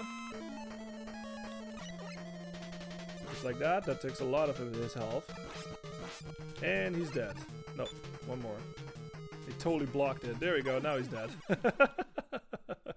Alright. Unfortunately, we don't have like a situation, like a Metal Man situation in this one, where like, as far as I know anyway, where one of them is weak against their own weapon and it kills them in one hit. Like, that is not a thing as far as I know in this game. Okay, Snake Man is weak against Needle Man. Ow. And he's dead. There we go. Yeah. Jose says, Mega Man made a trick, I mean fall on top of you. Yeah, exactly. And Mega Man is just like, what the fuck was that? I am not getting tricked. Fuck you. Alright, anyway, Sparkman is weak against, he's weak against, Shadow Man, that's it. Yeah. And, ow. And he's dead. There we go. Yeah. Alright. Shadow Man is weak against Top Man. It fucking sucks. That weapon is so bad. And you'll find, yeah, keep that in mind actually, now that I said that. Keep the top weapon in mind, especially when we are nearing the final boss. Keep that thing in mind, because it might save us actually. Even though it's super fucking bad. Oh, nice, an extra life, hell yeah. Alright, but this is something that I said in the previous stream. Like, I think it's not per se like consistent through the series, but at least in this one, you don't have to fight Wily after all of the Robot Masters too, like all in one sitting, you know what I mean? Like you sort of get like a break after this, like after we've beaten all of the Robot Masters, whereas like in Mega Man 2 and Mega Man 1, well, Mega Man 1 was like half by half basically, but in Mega Man 2, you had to fight all of the Robot Masters and Wily back to back, like in basically one lives until you get like a continue and shit. But in this one, if you beat all of the Robot Masters, you are teleported out of the level, and this is your checkpoint basically. So yeah, that's obviously a lot easier. Jose says, I would have wanted to hear a live reaction response to that yesterday when I commented on your tutorial. Oh yeah, you did say that. Yeah, yeah, that's right. Yeah. Soyburn says, what's up with the Batman Riddler energy tanks? The Batman Riddler energy tanks? Is that these things? These blue ones? What are you talking? I don't know what you're talking about. The Batman Riddler. Yeah, I don't know what you mean by that one. Alright. But anyway, what do we need? We need Rush Jet, I think will work. Okay, we have that. Let's just fill up our magnet weapon, I guess. And also, I think Heartman is also good to have for this. Alright. Now again, with these boxes over here with the question marks, these are basically RNG boxes. Like as soon as I shoot it, a random thing will happen. Like it could be an extra life, it could be extra health, or it could be weapon energy. Ooh, hell yeah. Wow, we got lucky on that one. What? You can't be serious. 2 extra lives. Alright, I'll take it. Wow, that is really lucky. Alright, that is fucking awesome. Alright, so this is gonna be Wily. This is not yeah, this is this one is very slow on the entrance. I'm just gonna switch to the spark weapon because that's his weakness. Yeah, so he takes his time to like just get over here basically. Get over here. Use the spark weapon. Use that on that little fucking oh geez, on that gun on the bottom. And now what you want to do, what really helps in this fight, is get your Rush Jet. Ow. And just get on there and get on this level and shoot him basically. Just like this, because otherwise he's really fucking annoying to fight if you don't do it like this. There we go, there we go, there we go, there we go. He's almost dead. And he's dead. There we go, got him, yeah. Soyborn says, they are green question mark tanks, right? Oh, is that like from Batman? Looks like the Riddler put them there from Batman. Oh, okay. Okay, so yeah, that if you can't tell already, that Wily was fake. It was not the real Wily, so we have to actually fight him. I don't know. Yeah, I don't know my Batman very well. I'll look that up after the stream because I have no idea who Riddler is. Yeah, we did get double extra lives. That was fucking lucky as fuck. We don't need them, but I appreciate it anyway. Jose says, for some reason, I still see the cupcake in the fight. Yeah, I guess that makes sense. That kind of did still look like a little bit of that, the cupcake.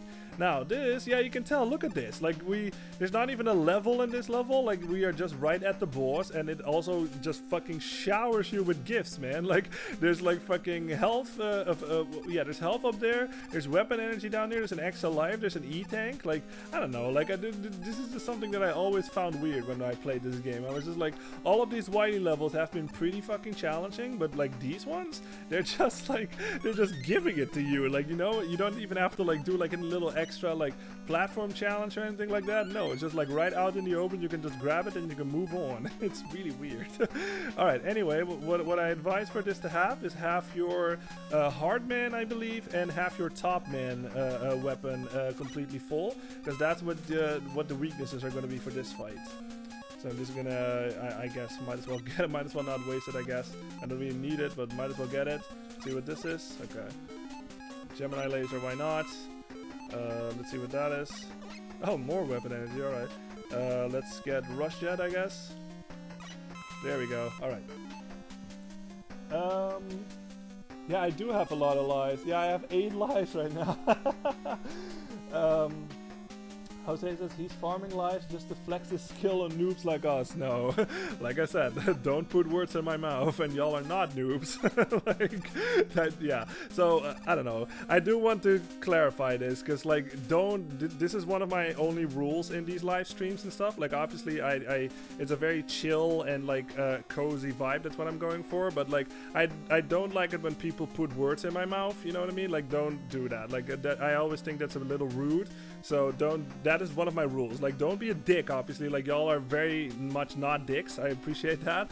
But like I don't appreciate it when people put words in my mouth. You know what I mean? Like I don't like speaking for others. And I especially don't like it when people put words in my mouth. Because it's like, wouldn't call you guys noobs. You know what I mean? Or whatever that shit. Like don't, yeah. So you can say that all you want, I guess. But like don't be like Lloyd says this. You know what I mean? Like no. Like I don't appreciate that, honestly. So, but yeah, it's all good, Jose. Don't worry about it. But I just want to say that, you know, like, don't like. It's just something that doesn't jive with me. You know what I mean? If people put words in my mouth that I didn't say, you know what I mean? All right, but yeah, this is gonna be the final boss basically. This is yeah, what the fuck? I don't know. This thing looks like guts, man. What you have to do is you have to go use your rush jet basically to get up on that little ledge over here. You don't have to do it. Like I think if you you know what? I might as well try to show it. If you go over here. No, never mind. Okay, maybe I'm thinking ahead here. What you basically have to do without rush jet, I think, is like use rush coil or something then. And just jump up here and just shoot him. No, that doesn't work either. Huh, interesting. Okay, anyway, I'm just gonna do it how I always do it then. Just fly up here with your rush jet. And then use your hard knuckle and shoot that thing in the face. And that's his weakness. That's all you have to do. And then, like... I think it goes to halfway. Yeah, there we go. And now this is really funny because you know how I said like the top man weapon is the fucking worst weapon in the game?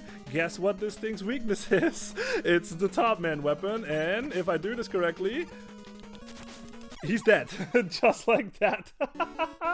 I always found it really funny. Like you just fucking go over there, you twirl on that thing's face and he dies. Like I don't know. But it kind of feels like another fucking maybe a programming issue or that's intentional. I have no idea. But like yeah, that's how you're supposed to take care of him. Where's Dr. Wily? Oh no, too late. But yeah, we did it. That was the final boss. Jose says, sorry Lloyd, that wasn't my intention. I only said it as a joke. Yeah, I know you're joking. I'm just saying it just, you know, just so you don't do it like too often. Like if it's you know, I don't know how do I say this? It's just like if it's like a lighthearted thing, you know what I mean? I don't really mind, but like I don't like this whole thing about like Lloyd is calling us noobs or like Lloyd is slowing us down or whatever. Like no, that's not what I mean. You know what I mean? So if it's yeah, if you do it, try to make sure that it's not like a negative thing or something, if that makes sense. Does that make sense? Like, it's hard for me to explain, but that's kind of what I'm trying to say here. But it's all good. Don't worry about it. But yeah. Let's see. Jose says, you know, I try to be respectful as possible. Yeah, exactly. And I have noticed that. So don't worry about it, Jose. It's just something that I want to communicate to you. You know what I mean? So yeah, it's all good. That robot, yeah, that robot's face will give me nightmares tonight. Yeah, it does look kind of scary, honestly. Like, I can totally imagine, like, if you were a kid or something playing that or whatever, like that must be, it's you know, and that fucking robot is huge too. Oh yeah, there it is. There's the not Captain Falcon, I guess, the brother of Mega Man. But I can totally imagine if I saw that as a kid or something, that would probably, you know, it would not, yeah, it would leave an impression on me for sure. But it's funny because it looks like Guts Man. Like, I don't know if y'all noticed, but for some reason Wily has some kind of like fucking appreciation for the Gutsman design or something, because like we've seen like fucking Gutsman like used like in basically all of these games so far. Like we saw him in Mega Man 1, we saw that Gutsman robot in Mega Man 2, and now this thing also kind of looks like Gutsman. And then like going forward in the series, like at least like Mega Man 7 I can think of, there's also another fucking Gutsman like looking boss or something. So I don't know what Wily's obsession is with Gutsman, but yeah. Yeah, Soyborn. That big robot looked kind of like Sigma. Yeah, that makes sense. Yeah. Let's see. Soyborn says you can make fun of how much I suck, Jose. It's cool. Okay, yeah. Jose says, Soyborn, I meant for me since I'd get lost in games like this one, yeah.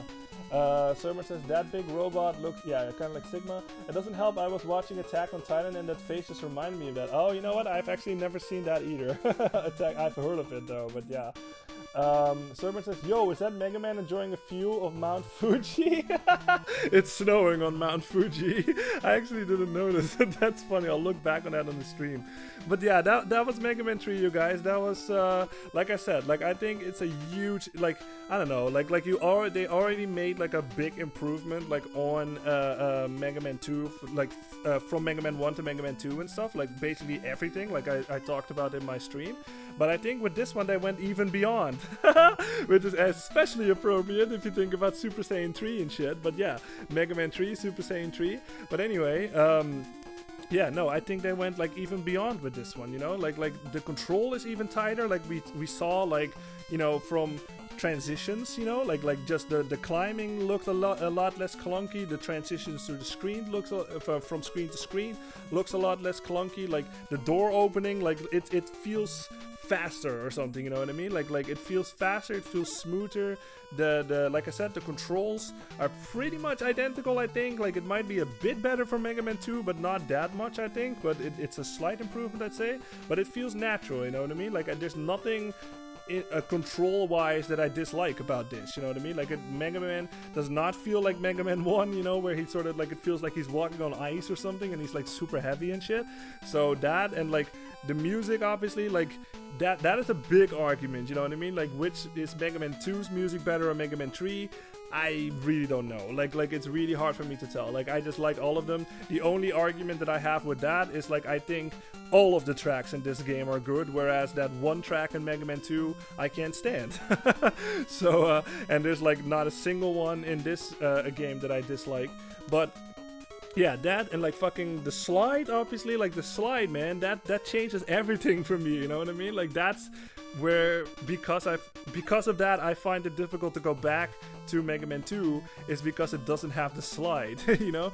And it also doesn't have that part, you know? Mega Man 3 does not have that part because, like I said, in Mega Man 2, it has that one boss in Wily Stage 3, I think, that I can't stand either. So Mega Man 3 doesn't have that. You can argue that, like, the Wily stages in Mega Man 3 are a lot more lackluster, right? Because, like, it's just not as difficult. Like, they give E-tanks, like, as if it's fucking Christmas or something. So you can argue that, but I just think that the music is better. I think... yeah, I mean, yeah, the bosses, yeah, like I said, the bosses are maybe a bit better, but like anything that's not that fucking boss in Mega Man 2 with like on the walls and shit and the searchlight is automatically better, you know what I mean? So yeah, that was Mega Man 3.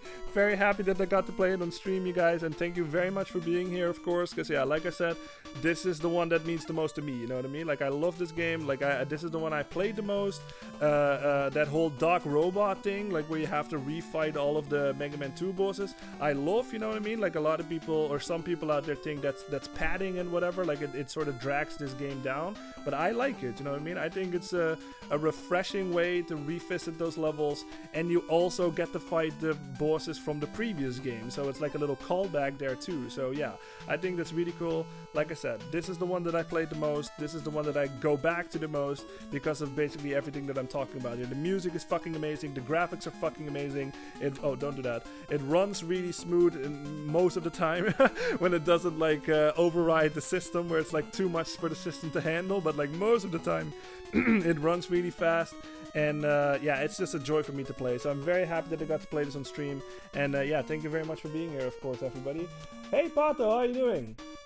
Do you know the 8-bit drummer? Yeah, I've seen that yeah, I've seen that name before. Yeah, absolutely. Let's see. Soyborn says, I've been playing that Zelda 2 Enhanced mod. Oh, nice. So my side scrolling skills are improving again. Nice. Yeah, oh my god, I love that one so much. That was so cool. Soyborn, and my D-pad thumb is getting sore again. Yeah, yeah, that happens. Jose says it gets more complicated if you get sweaty hands while playing. Yeah. Luckily, that's not happening. But this game can get pretty intense. You know, like even for a bit of an experienced player, like I am with this one. Like I sometimes have trouble with those dog robot fights or something because they're so like sporadic and they jump around and they hurt. You know, so yeah, it happens. Soberman says 8-bit drummer is like the master of rhythm keeping. I don't know how he does it. Even when new to a jam, no matter how complex he does well, dude is a machine. Oh yeah, that's cool. Awesome. Jose says, don't forget your arigato, Lloyd. Yeah, arigato. And not up the cat or whatever you said last time. Actually, like, thank you to the developers that made this game. Because yeah, this is the one that means the most to me. Like I said, like I just go back to this one the most. I love this one. This mostly because of the slide. Like I said, I fucking love the slide. And yeah, like you can thank this game for the slide, like going forward, you know what I mean? So yeah, this is the one that started that, and it fucking rules. Like it makes Mega Man, his mobility options are a bit more varied, and the boss fights are also a bit more varied, and it's also really easy to pull off, you know? So yeah, the slide is fucking, I love the slide. But yeah, anyway, you guys, I'll re-chat and then we'll switch games. Up that cat, yeah, there it is. Soberman says Battletoads is the worst for my D-pad, Tom. Oh my god, yeah, Battletoads is a whole different beast, man. it's ridiculous. Okay, yeah, but anyway, that was Mega Man 3 again, you guys. Thank you very much for being here. I really appreciate y'all hanging out. Of course, this is not the end of the stream, but I just want that said. Yeah, because like I said, I love this game, so I'm very happy with how this turned out and how and that I got to play it on stream. And now we're gonna switch. We're gonna switch to another game that I love. We're gonna play the sequel to Super Mario Land. I already played Mario Land on stream. That was really fun. It's a really short game, so I felt like that was a good game to play because I had like an hour left of the stream or something, so that was perfect. And we got through that pretty good too. But yeah, this is going to be the sequel to that, and this one, in my opinion, is way better. Like that one was already really good, but they improved a lot on this one too. So yeah, this is like I said, I always like to read the description, so I'm going to do that first. Then I'll catch up on chat, and then we'll get into this one.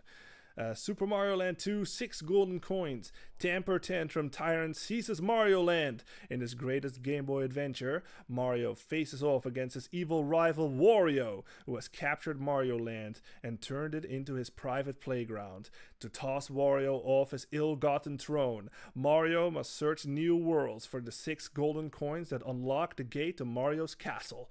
A mob of monsters, old and new, seek to stop him. Along the way, through 6 zones, Mario can nap super mushrooms, superstars, and fire flowers for extra power, or a magic carrot to turn into a high-flying hare. Yeah, love it. So, this is actually really interesting because obviously we know Wario at this point, but this, as far as I know anyway, unless there's some game that I don't know about, but I think that this is the game that introduced Wario as a character. This is going to be Wario's first appearance.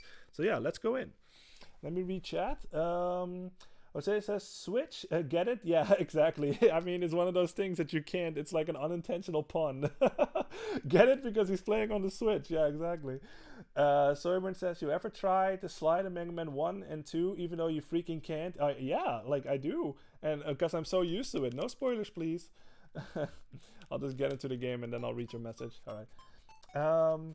It's like me in Zelda 2 without the downward thrust. Oh yeah, oh my god, yeah, exactly. I keep trying to do it even though I can't. Yeah, oh, that is so real. Yeah, when you're so used to it, like you just assume that you have it and then you don't and then you just mess up. That happens to me all the time.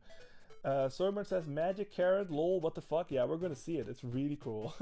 Jose says, me and my dad jokes, funny, I'm not a dad. Yeah, well, you know what? Like, I'm not a dad either, but I just like to think that, like, I just like dad jokes. So it's like, I'm a dad without kids, I guess. Like, I like making dad jokes. I like puns. So, yeah.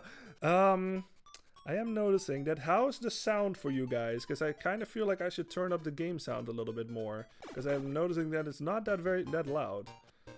So let me know how the sound is. I'll just be quiet for like 10 or 15 seconds and let me know if it's loud enough, and then otherwise I'll turn it up.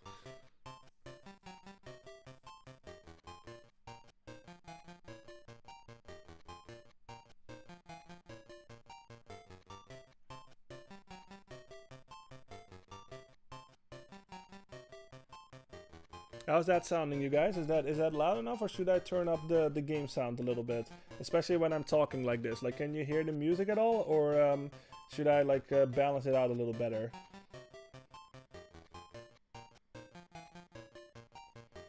Jose says, why does the game just look green? Did they run out of budget for the colors? Yeah, I can actually play this in, because this is in its original form, so this game is not a Game Boy Color exclusive, so I'm not sure. I can play this in color, so let me know actually, you guys, like what do you like to see? Like, would you like to see the OG version, just like on not color, or should I switch it to the color one? Because I have the option to do that, so let me know what y'all prefer. Sorman says, sounds good enough to me, I think. Okay, Jose says it sounds good. Okay, that's good. Cool. Sorman says, lol, is Mario living in a mushroom house? Yeah, sort of. It goes all like Smurfs in this. That's actually funny, because if you remember in the ending of Yoshi's Island, where the stork brings the brothers back to their parents and stuff, it totally looks like a fucking Smurf village or something. Like, it has like the mushroom houses and shit. So yeah. Jose says, what do you think? So when I find, yeah, I'm fine with either way. So I'll let y'all, y'all can decide. Like, should I go to color on this one, or should I keep it like the OG? Which is like, I can even go like even more OG, I noticed. Like, I can go for Game Boy, I can go for Game Boy Pocket, which is what we're seeing right now. We're seeing Game Boy Pocket, or I can go for Game Boy Color. So let me know what y'all would like to see. Mario's just fucking dancing in place, basically. Again, I'll talk about. We'll get into the game once we have this sorted out, like what graphically, like how y'all would prefer to see this. Because like I'll show it to you. You know what? I'll just show it how it looks. Because I can go to the settings over here, and you can tell like it has like the Game Boy, so that is like the actual, like the brick basically, like the OG Game Boy, I guess. It looks even more green and stuff. And then I had it on Game Boy Pocket, that's the one that we saw, and this is going to be Game Boy Color. Soyman says, I say color version. That was my first Game Boy. I wasn't there for the black and white chunkier Game Boy model. Okay, cool. Jose says, up to you, Lloyd, it's your Game Boy. Okay, let's go for the color one then. Okay, so I switch it to Game Boy Color. Yeah, see, look at that. Now I actually have colors happening. The 2 is blue and shit. Alright, so yeah, this is your file select. So all you have to do here, you have 3 files, obviously, that you can pick. This is an older one, so I can actually just if you go over the clear over here, Mario will turn into a bomb. And, sorry, once you go into one of the pipes, you will basically delete your files. I might as well do that.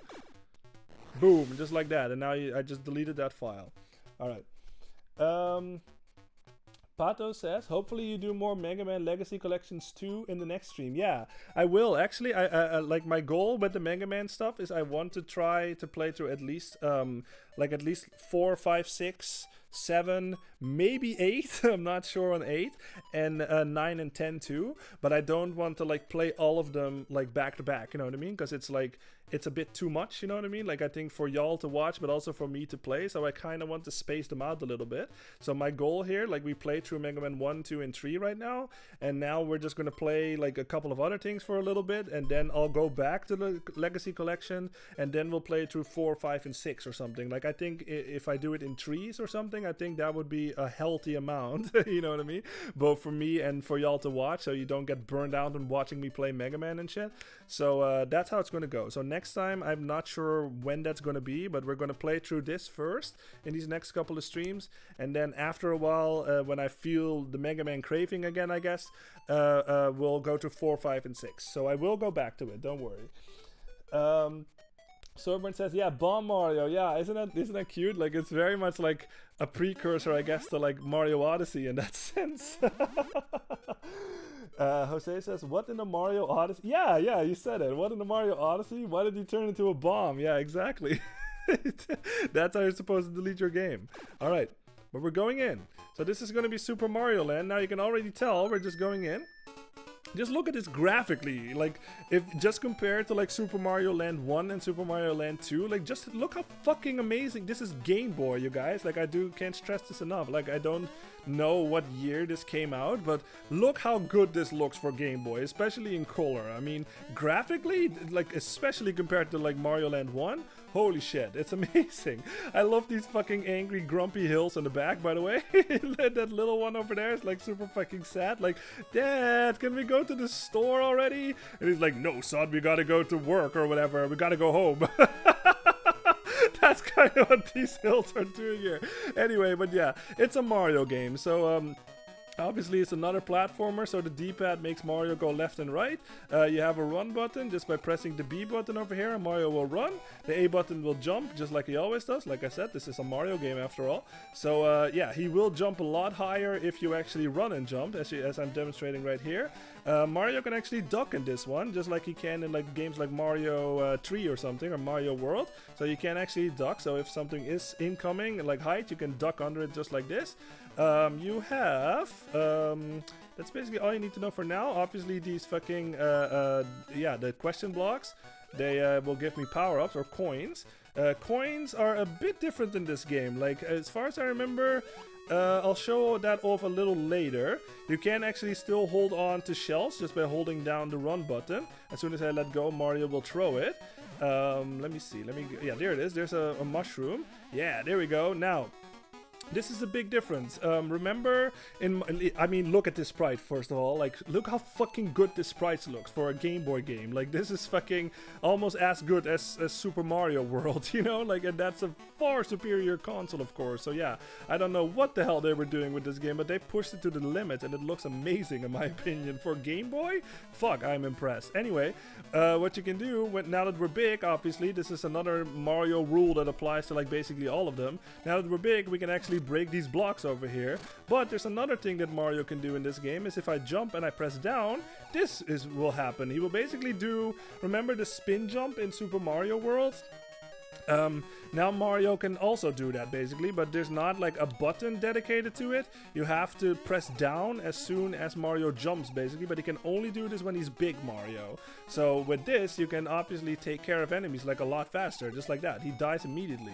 I'll read chat a little bit and then I'll go back to some explaining stuff. Let's see.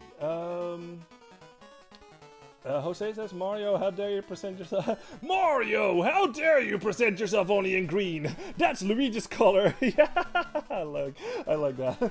Servant says, I don't think we get burnt out watching you play games. Like, oh, that's so sweet. Thank you very much. I'm glad to hear. Servant says, unless you play Mario's Missing, no one can make that boring crap entertaining. Yeah, I've actually never played that game. I don't know anything about that game. Jose says, I agree with Soyburn. These game streams are super entertaining. Thank you guys. It's like I told you before, like, I like listening to streams I've seen before and listening to them while I work. Oh, that's great. I'm really happy to hear that. Thank you very much, and glad to hear that that's the case. Jose says, that's OG Chunky Mario. Yeah, exactly. Serban says, yeah, this is like one of the best Game Boy regular games in terms of art and graphics. Yeah, it's I mean, oh my god, it's so good. It's really good looking, honestly. Kind of better looking than NES Mario. Yes!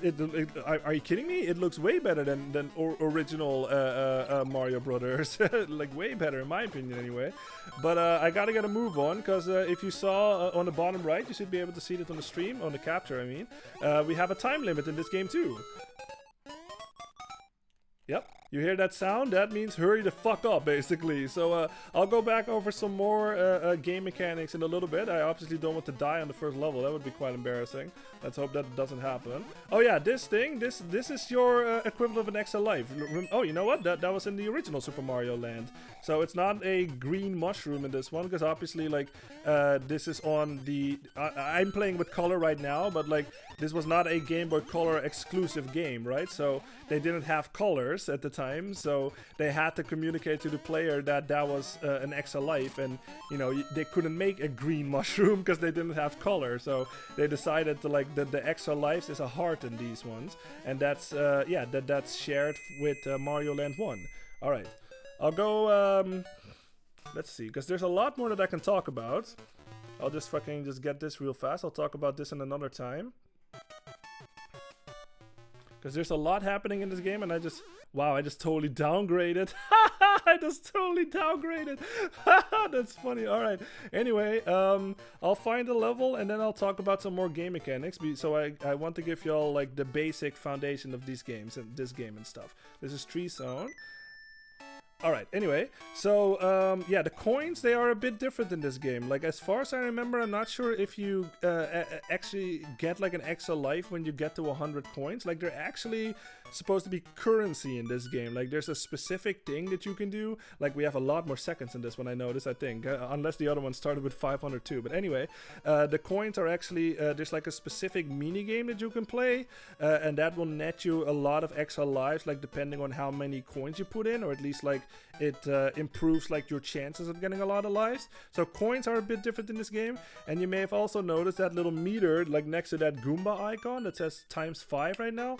That means that I want to say it's 100. Like, okay, to clarify, I have not played this game in like, I don't remember actually like when the last time is that I played this, so I'm just purely going off the memory banks. So excuse me if I don't know specific details right now, but I'll just figure it out as I go. But like, I do remember that when you kill a certain amount of enemies, let's just go for 100 for now, I guess, like a star will appear basically. So that is what that meter on the bottom right is. It says that we have killed 5 enemies right now. If I go to the right and like kill another enemy, you'll see that it goes up by 1.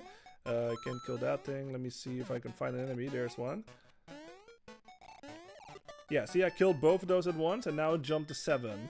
So, yeah, that's something. Like this, yeah, you saw this thing. There are invisible blocks in this game, because this game actually has secret exits. So this is a bit of, if you know, what game did that first? I don't actually know what game did that first, but let's just assume that you played like a new Super Mario Brothers game or something, where it had like secret exits that would go on like different paths. This game had that too, you know what I mean? Like this might have been one of the first actually, now that I think about it. But this game does actually have secret exits in some levels that will, yeah, you will go on a different route basically. So and you can also find stuff like this, like an extra life or something. So yeah. I'll talk about some other things in a little bit, but I want to catch up on chat. Let's see. Jose says, I like that blue flying Goomba design. Yeah, I'll talk about it when we see one again.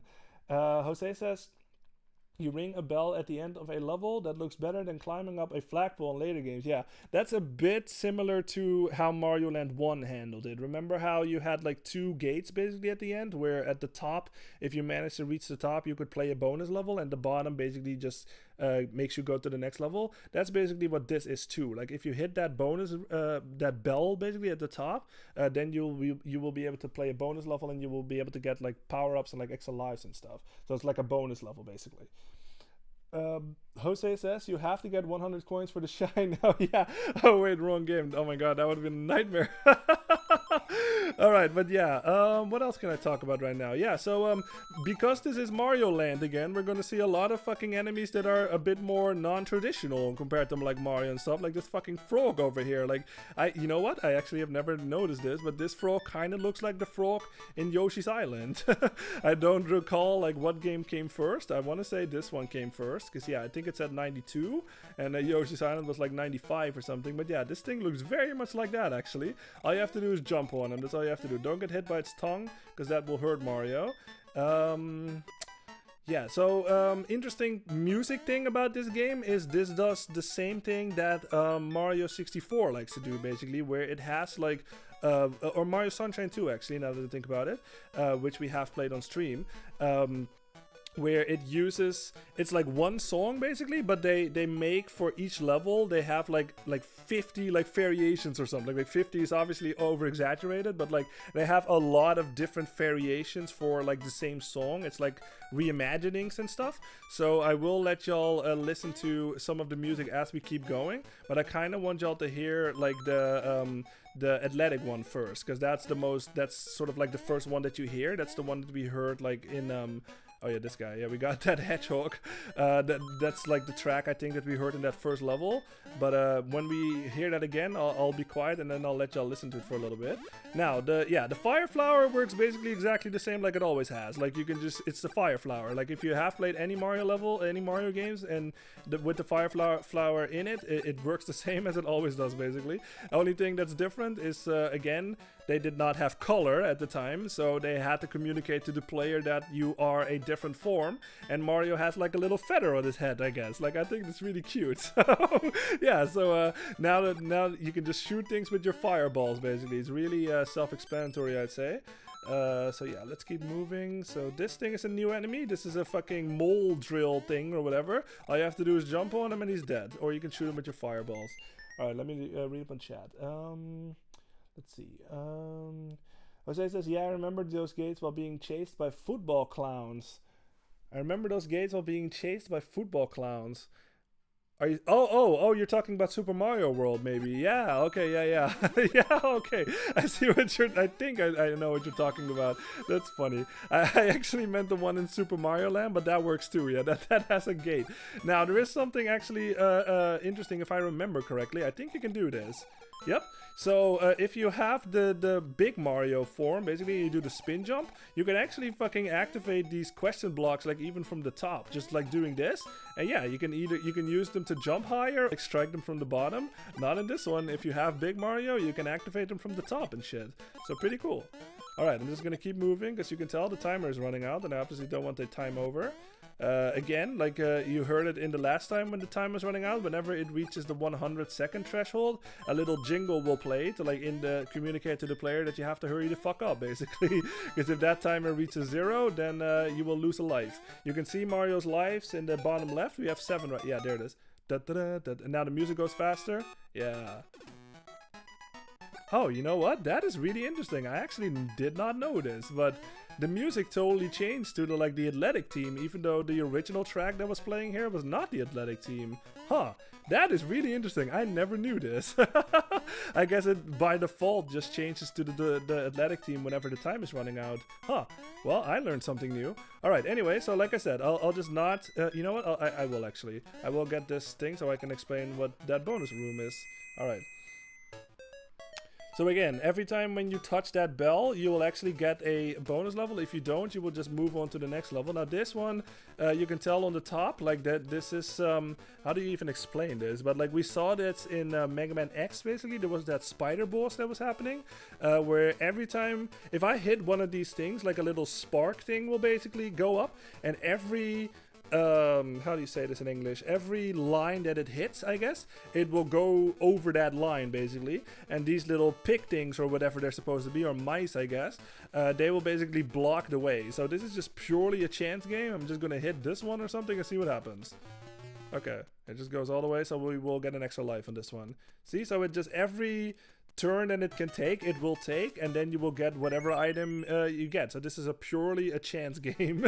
You really have no idea what you're gonna get. Let's see. Jose says, yeah, so pretty much American Indian Mario. Yeah, exactly. Yeah, exactly. Jose says, yes, I meant Super Mario Land. Yeah, exactly. Okay, cool.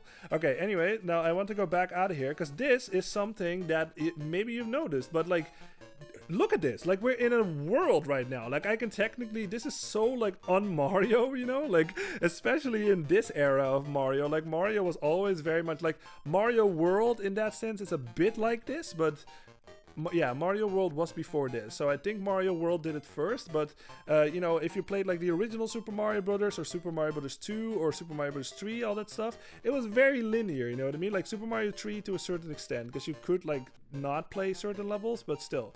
But in this one, it's like a Mega Man game in this sense. Like we have, I think, like, yeah, because there's 6 golden coins in this game. You have 6 different zones basically that you can go to. You have like the Mario zone over here. You have like, what is this? The Koopa zone or something? I don't know. I forget what it is.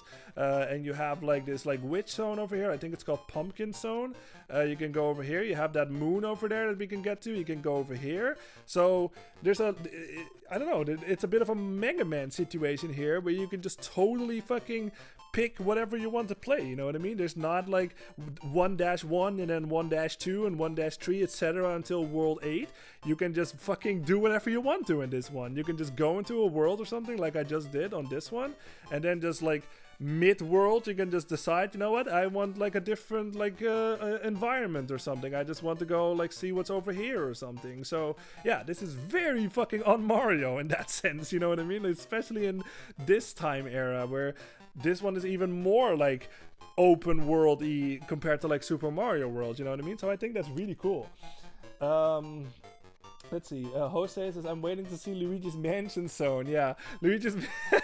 Yeah, I guess like this one kind of looks like Luigi's Mansion Zone. Let's go up here real fast.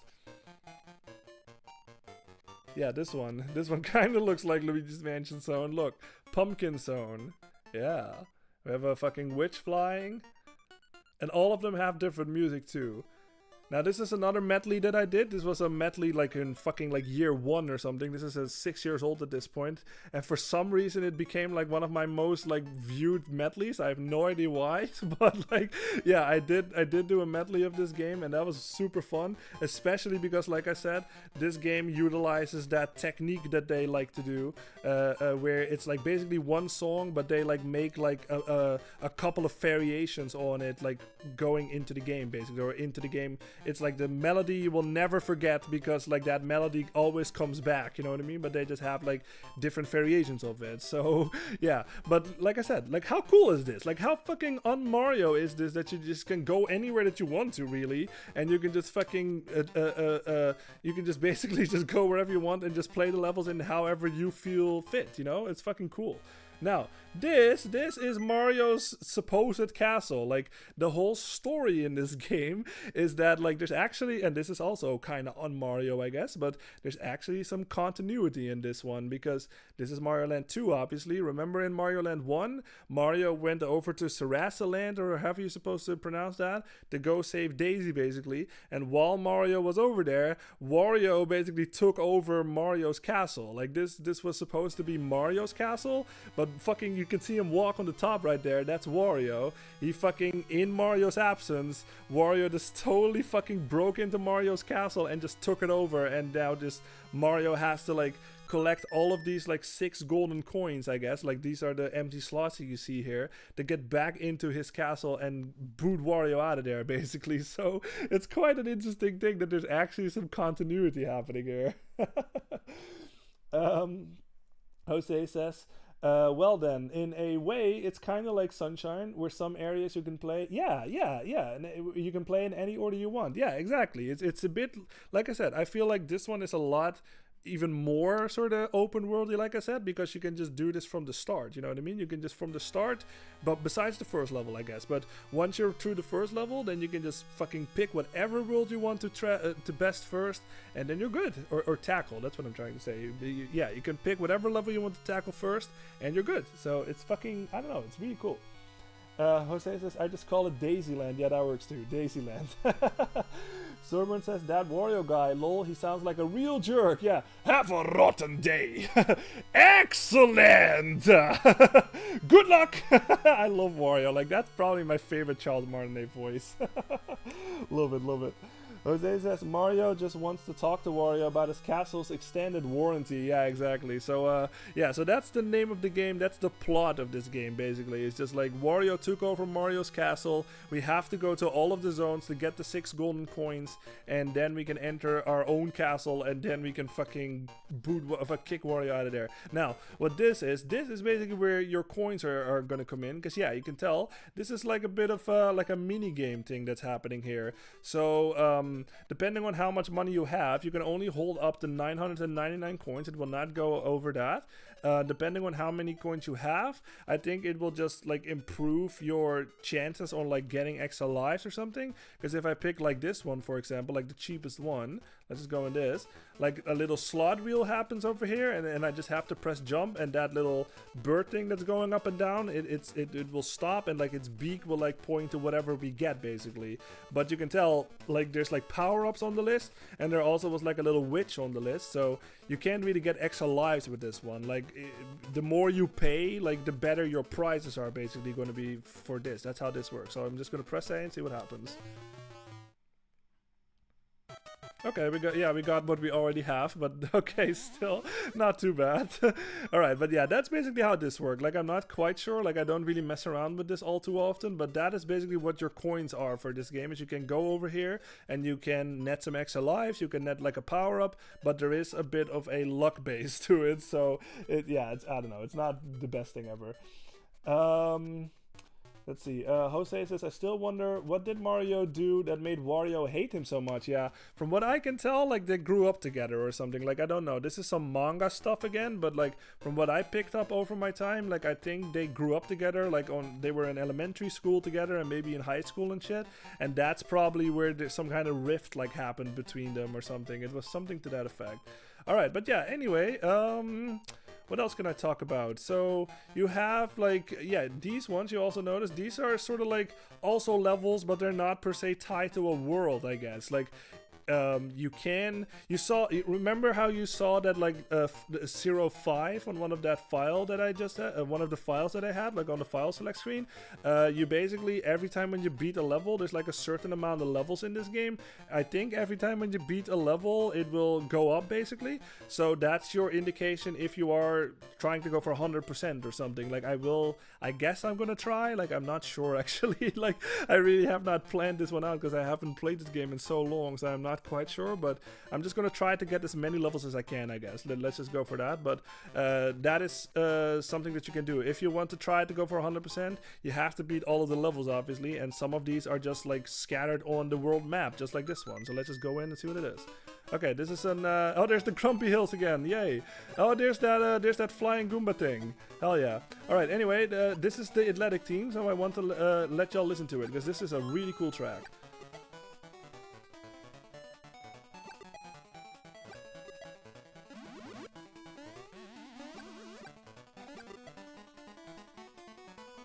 I can't even with those hills.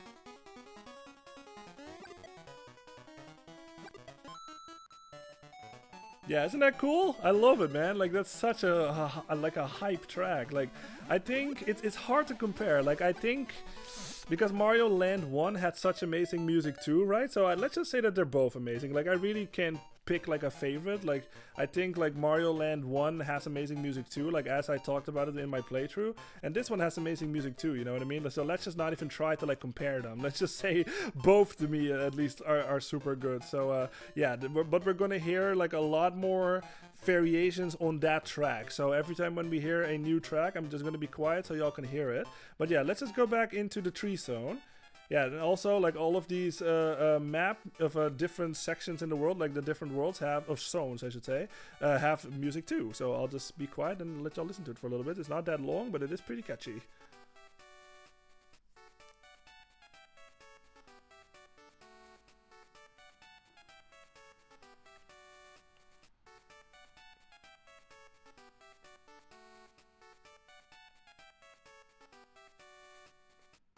Yeah, pretty catchy, right? Love that one. Alright. So yeah, now we are basically inside the tree, and yeah, you can tell there's another new track, so I'll be quiet for a little so you can listen to it for a little bit.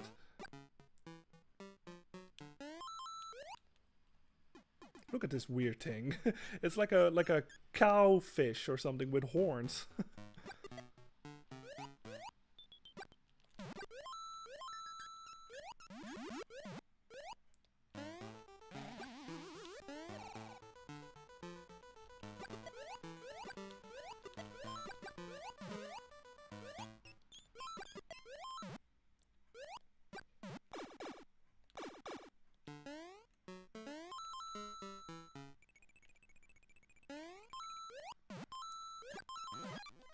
Yeah, see, so there it was. Da, da, da, da, da, da, da. So yeah, it's pretty cool. But yeah, I like this level because look at this. We're totally like inside this tree or something, and this fucking weird like jelly goo or whatever we're in. Like Mario can sort of use it to like platform a little bit. Like he will sort of sink through it. So if I don't keep jumping, like he will eventually like reach the bottom and you will fall.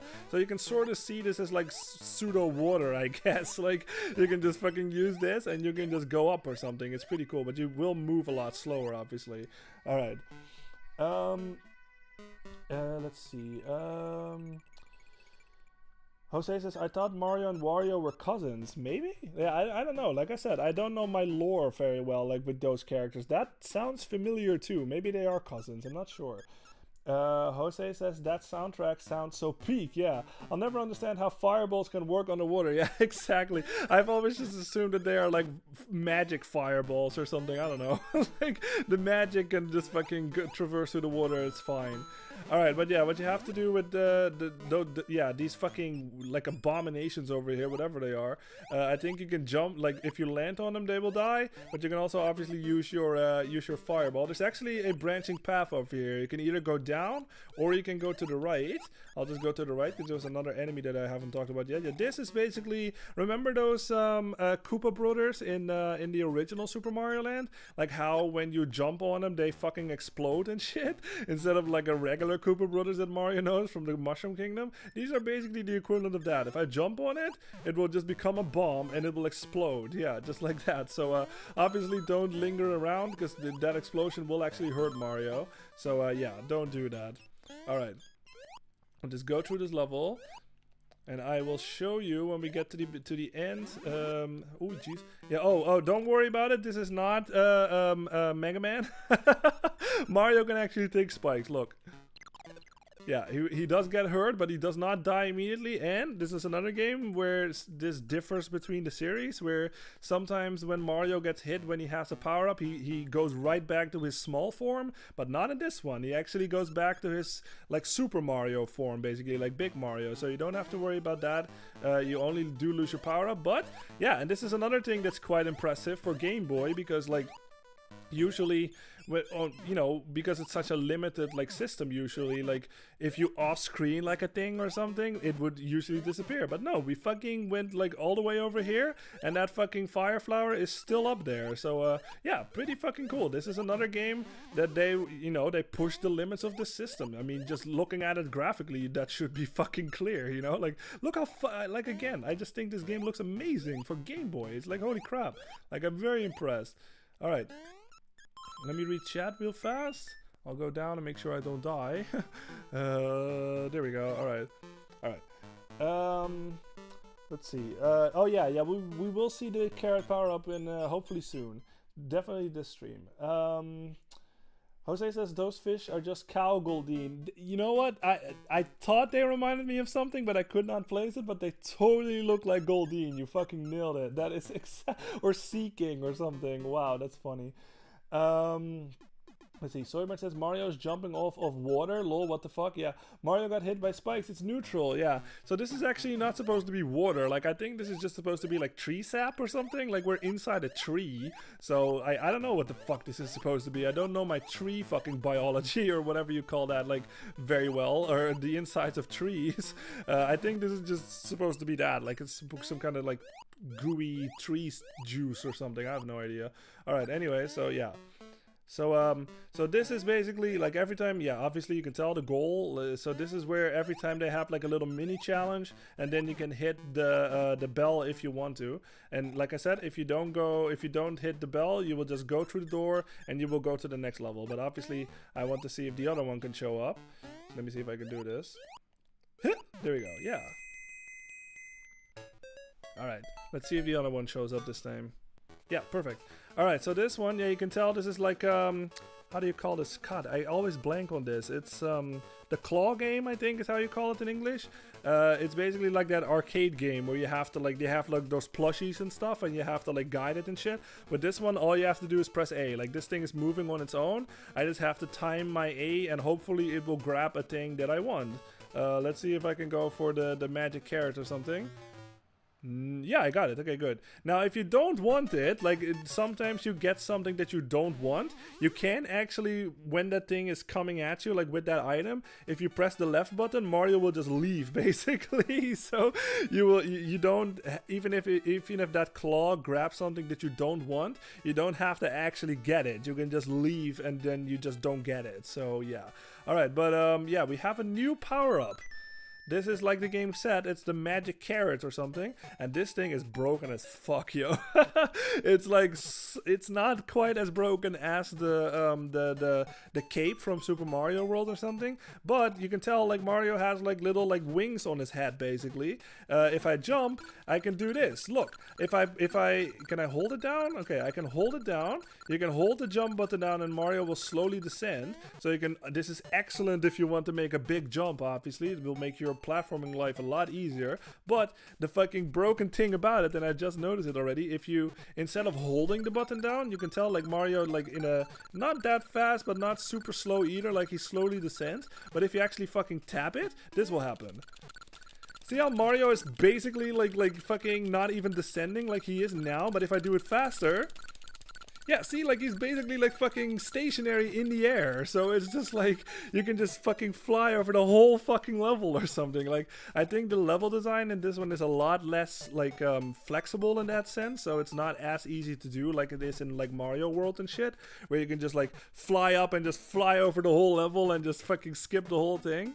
But yeah, I mean, you can tell, look at this. I can just fucking like he's barely even descending. So yeah, that is basically what all you have to do. All you have to know about the magic carrot power-up is fucking hell, it will make your platforming life a lot easier. So it's really good in that sense. Jose says, Lloyd, maybe they're more like seeking. Yeah, now that you mention it, since they are kind of big fish. Yeah, exactly. I call them scam claws. Oh yeah, oh my god, yeah. Since you can spend as much as you want and still never get your prize. Especially if you play the Yakuza games. Like there's that fucking thing like where you have to like get like a specific plushie for somebody. Those were the bane of my existence. I hated it. It was so fucking rigged. Let's see. Jose says, I've played those claw games recently and won 2. Oh nice, 2 mini plushies based on anime characters. Awesome. What characters were they? Soymore says, holy crap, Mario's now the princess. Yeah, the princess from Mario 2 NES, but like on crack, man. It's like, look at this. Like I said, like this is, I want to say this is unintentional maybe, because like it's obviously like implied that you're supposed to hold the button down, right? Like how it works in like Mario World. And like, I guess this is like a callback to Mario 3 in that sense, I guess, because with that one you had to tap the button. So again, like look at this. If I tap it fast enough, Mario barely fucking descends, man. Like you can just stay in the air like indefinitely almost. Like it's fucking broken as fuck. Jose says, where were those flying physics when we played Sunshine Secret Shines? Yeah, oh my god, if you had the magic carrot in Mario Sunshine, that would make all those levels like piss easy. Alright, but let's get back to the fire flower, because I like to have at least, because yeah, that's the thing obviously. Oh fuck, I lost it. That's obviously the thing in with the carrot, is like you don't have like a weapon to attack with. Like you only have flight basically, but you can't shoot fireballs. Now these ones, these bees over here, the skull things, they're basically like dry bones, but bees, I guess. Like you jump on their head and then eventually they will come back. So there's regular ones and there's those ones, like we saw the regular ones that hit me earlier. All you have to do is jump on them and you're good basically. But those will stay dead permanently, but the dry bones ones, they come back. So yeah. There might be a secret up there actually. Oh no, there isn't. Okay. I don't think you can kill these guys, so I'm not gonna chance it. Again, you guys, I will repeat myself, but I have not played this game in like forever. Like I honestly don't even remember when the last time is that I played this. So can I kill this guy?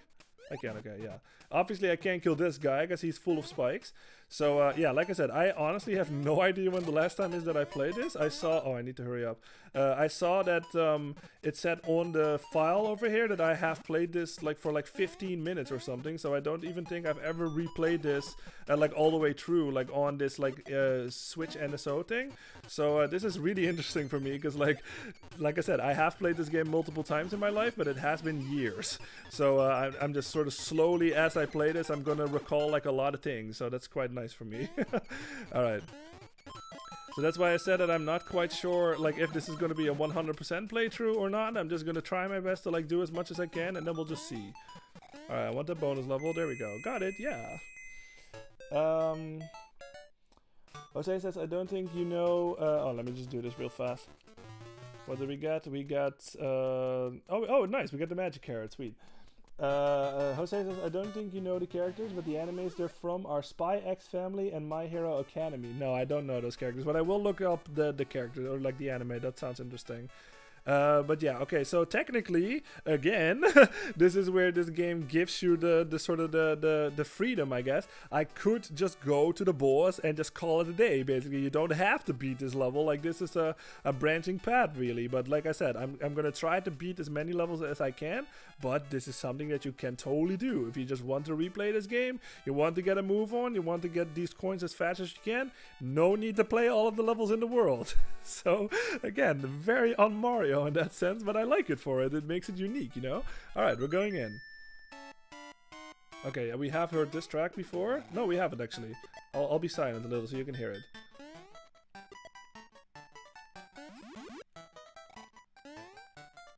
Yeah, look at these graphics of these piranha plants. That is straight out of Super Mario World, man. It's so good. And these ones too, from Mario 3.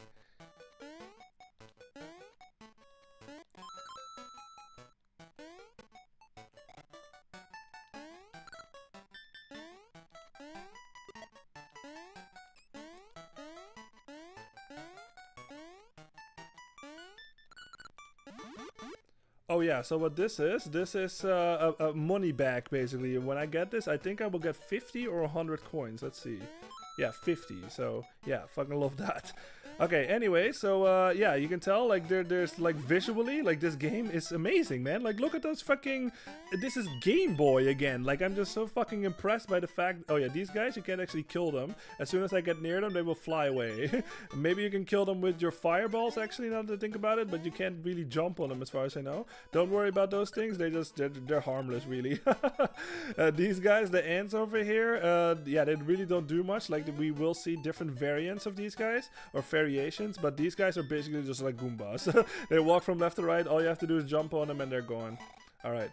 But yeah, I mean, visually this game, you guys, like, fuck, man. Like, I'm so impressed by the fact that this is Game Boy. Like, especially with, like, this color thing that we have happening right now. But just look at this fucking, like, piranha plant sprite. That is straight out of fucking Super Mario World. And Super Mario with the Super Nintendo, and this is Game Boy, you know what I mean? And this thing is straight out of Super Mario Bros. 3, I think. Like, the fireball, this one on the top. Fireball Piranha Plant? Fucking hell, it's so graphically impressive, this game. Like, god dang. Oh, wow, that was dickish. I didn't know I was playing a Kaizo game. Luckily, I had my fucking carrot power up. Alright. Now, there is something that I want to, like, get into y'all's head, because this is something that got in my head, like, when I watched, like, a speed run of this, like, at one of the HGDQs, and total credit to those guys, whoever came up with this idea, but I just can't unhear this anymore. Every time when this part of the song comes up,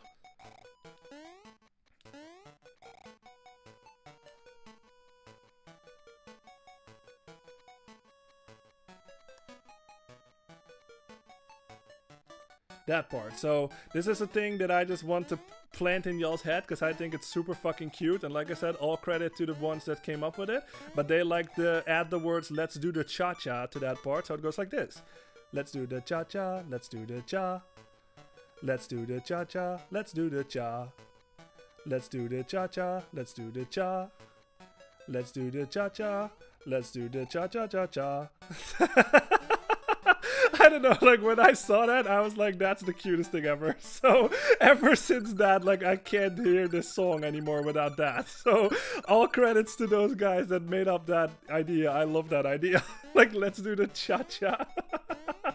So, yeah, now that is planted in y'all's head, too. So, there we go. Alright.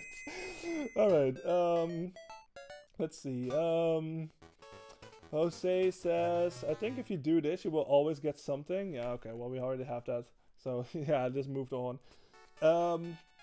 Let's see. Jose says, tree zone, more like slime tree. Yeah, exactly. The slime tree zone. Yeah, exactly. Jose says, I'll swap Mario that bag of coins for a stick of gum. Yeah, it's a very big bag of coins, so you better get a lot of gum for that. Jose says, wait, so those are flying rabbit ears? Yeah, basically, yeah, that is like if you look at like artwork and stuff and like look up like Rabbit Mario or whatever, that is actually what he is. Like, his ears are like rabbit ears and stuff, so it's pretty cool. Yeah, Soyborn cha-cha-cha with bunny ears on. This Mario game is more far out than most. Yeah.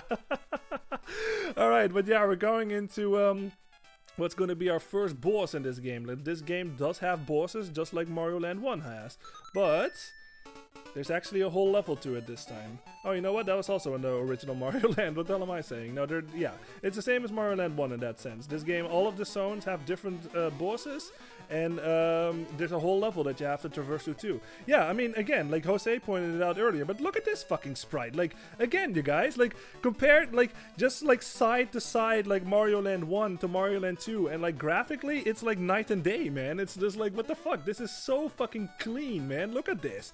Like in fucking Mario Land 1, it was just like a round thing with like stripes for eyes or something, you know? Like, it was a very simple fucking design. It worked, you know what I mean? Like, it does communicate that, yeah, that's a Goomba. But like, look at this. Like, look at the amount of detail on this thing. It actually has like the fangs on its teeth. It has like the fucking brows, and it has the wings move in like 2 or 3 frames. Well, 2 frames, I think.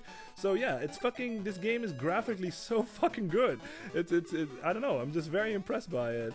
And musically too, like, we've already let y'all listen to this track. It's fucking high in your face, like it's catchy as fuck. Like, yeah, man, this is another game that I just fucking love, just for its sheer quality, you know. All right, yeah, so this is another platforming section. Let's just call this the Flying Nimbus section or something. Alright, this is your checkpoint, basically. This is, in the original Mario Land, you really did not have, like, an indication of what the checkpoint is. If you hit this bell, that means you got a checkpoint. So every time when I die now, I will be sent back over there. And this is, you know what, I'm actually going to jump the gun here, so I will wait a little bit before I start talking about that. But yeah, let's just get to the end of this. And I think, you know what I mean? You know, actually, now that I think about it, I think this fucking, yeah, it does. Look, the fucking magic carrot thing, it makes Mario's jump height like way the fuck higher. Like, this is even without running. And look how fucking high he jumps. So that is, not only does the carrot like make Mario fly, it also makes him jump higher without like a running start. Like, let's see how high he jumps. I don't think he jumps any higher even with running. Okay, so I guess that's different. So yeah, his default jump, like, this is without a fucking without a running start. Like, Mario jumps this fucking high thanks to the carrot. Now, this is another thing that I totally forgot to talk about it, but I just fucking realized it. When you have the carrot thing, you cannot do the spin jump, actually. Like, I am pressing down right now, like, when I jump, but Mario is not doing the spin jump. So, if you do have to get to a certain part, like, for, like, a secret exit or something, make sure that you don't have the carrot power up, because you actually cannot do the spin jump. So, yeah, this thing comes with some benefits, but also with some disadvantages in that sense. Alright. Oh yeah, look at this thing. It just does like his eyebrows up and down and shit. Oh man, I love this game so much. Oh my god. Graphically, it's so fucking funny and amazing. I love it, love it. Oh no! No! Oh dang, I can't save myself. Alright. Oh man. So funny. Let's see. That boss, Jose says that boss looks like it came out of Diddy Kong Quest. Yeah, I can see that. Like, it does. It has a very much a Donkey Kong Country feel to it for sure. Jose says owl platforms. Yeah. I actually did not talk about it yet. I'll show it in a little bit. Jose says Nimbus platforms. Yeah, Goku would approve. Yeah, exactly. All right. So we had. Okay. Well, maybe we'll see them again. But yeah, those owl platforms that we saw, like, they're not your enemies as far as I know. I don't think they can actually hurt you. All you have to do is you have to jump on their heads and they will fly up, and then you can just use that to progress to the level, basically. We got an extra life. Okay, let's actually not fuck this up this time. There we go. Soyborn says Goomba's got the Rock's eyebrow game big time. Yeah, I know. Look at this. Let's appreciate this again. They're just like, yeah, I know I'm weak, but I'm just gonna walk left and right anyway, and you can't do anything to fucking stop me, bitch. That's basically what that fucking Goomba does. Oh my god, this game is so fun. I love it.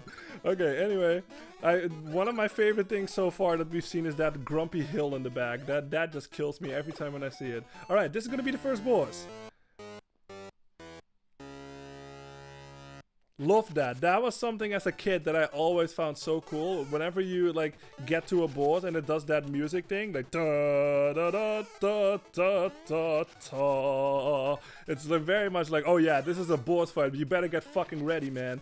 All right. Well, you can tell. Well, this is, you know, like I said, there really is not like an intended first level because you can go anywhere that you want to. But like, yeah, this is the very easy boss. All you have to do is like he swoops in from left to right, and you just jump on his head. That's really all you have to do for this one. This is a really easy one. There we go. Because this is Mario, you know at this point, hope maybe you know what is the magic number in Mario? It's 3, of course, and he's dead. There we go. Yeah. All right. And that's gonna be the first golden coin. Now, there's something really interesting about this is this game actually, whenever you get a game over, don't worry about it. This game does save actually. Like, this is not a game that you have to beat in one go or something. I'm not quite sure how it works. I think like every time when you beat a level or something, like it saves it for you. So you don't have to worry about passwords. You don't have to worry about beating this game in one sitting. The game has your back on that one. But what you do have to worry about is that every time when you do get a game over, if you run out of all of your lives, all of your golden coins will go away basically. So let's just go back to where that golden coin was at. So let's go back to the castle.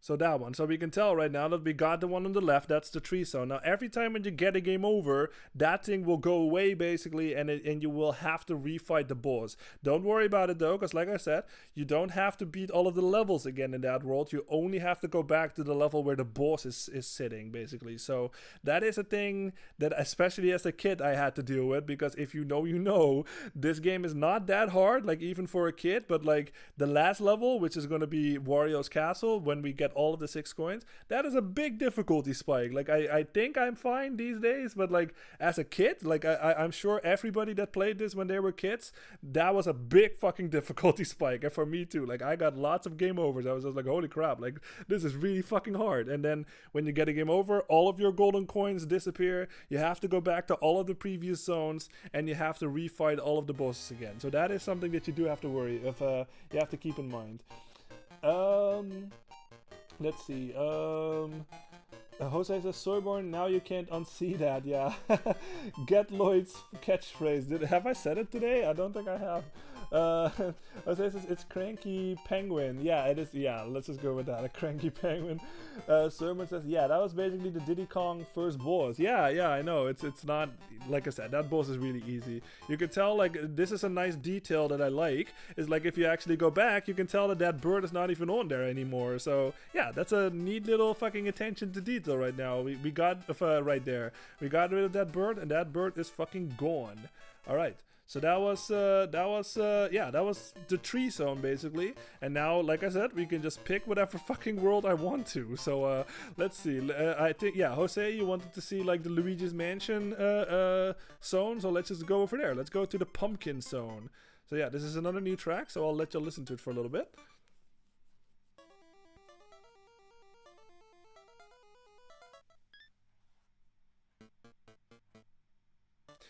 Dut, dut, dut, dut, dut.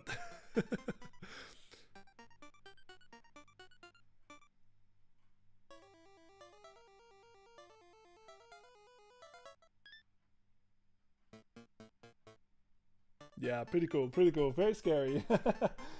Jose says it would suck more seeing the game pop up. Too bad. Oh yeah, da da da da da da. Yeah, exactly, on the screen.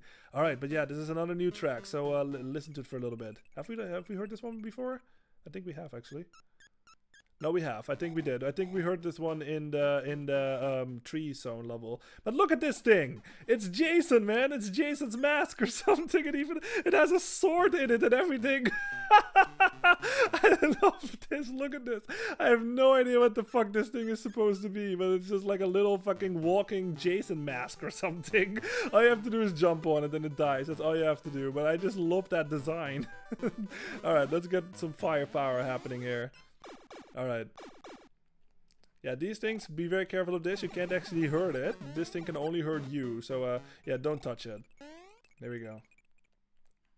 Yeah, like I said, like this is especially fun for me too, because like I don't play this game all that often, so this is not like a Mega Man 3 or like a DKC 2, so like I said, I have not played this game in like, I really don't remember how long, so this is just all coming back to me like as I'm playing it, so this is really fucking cool in that sense.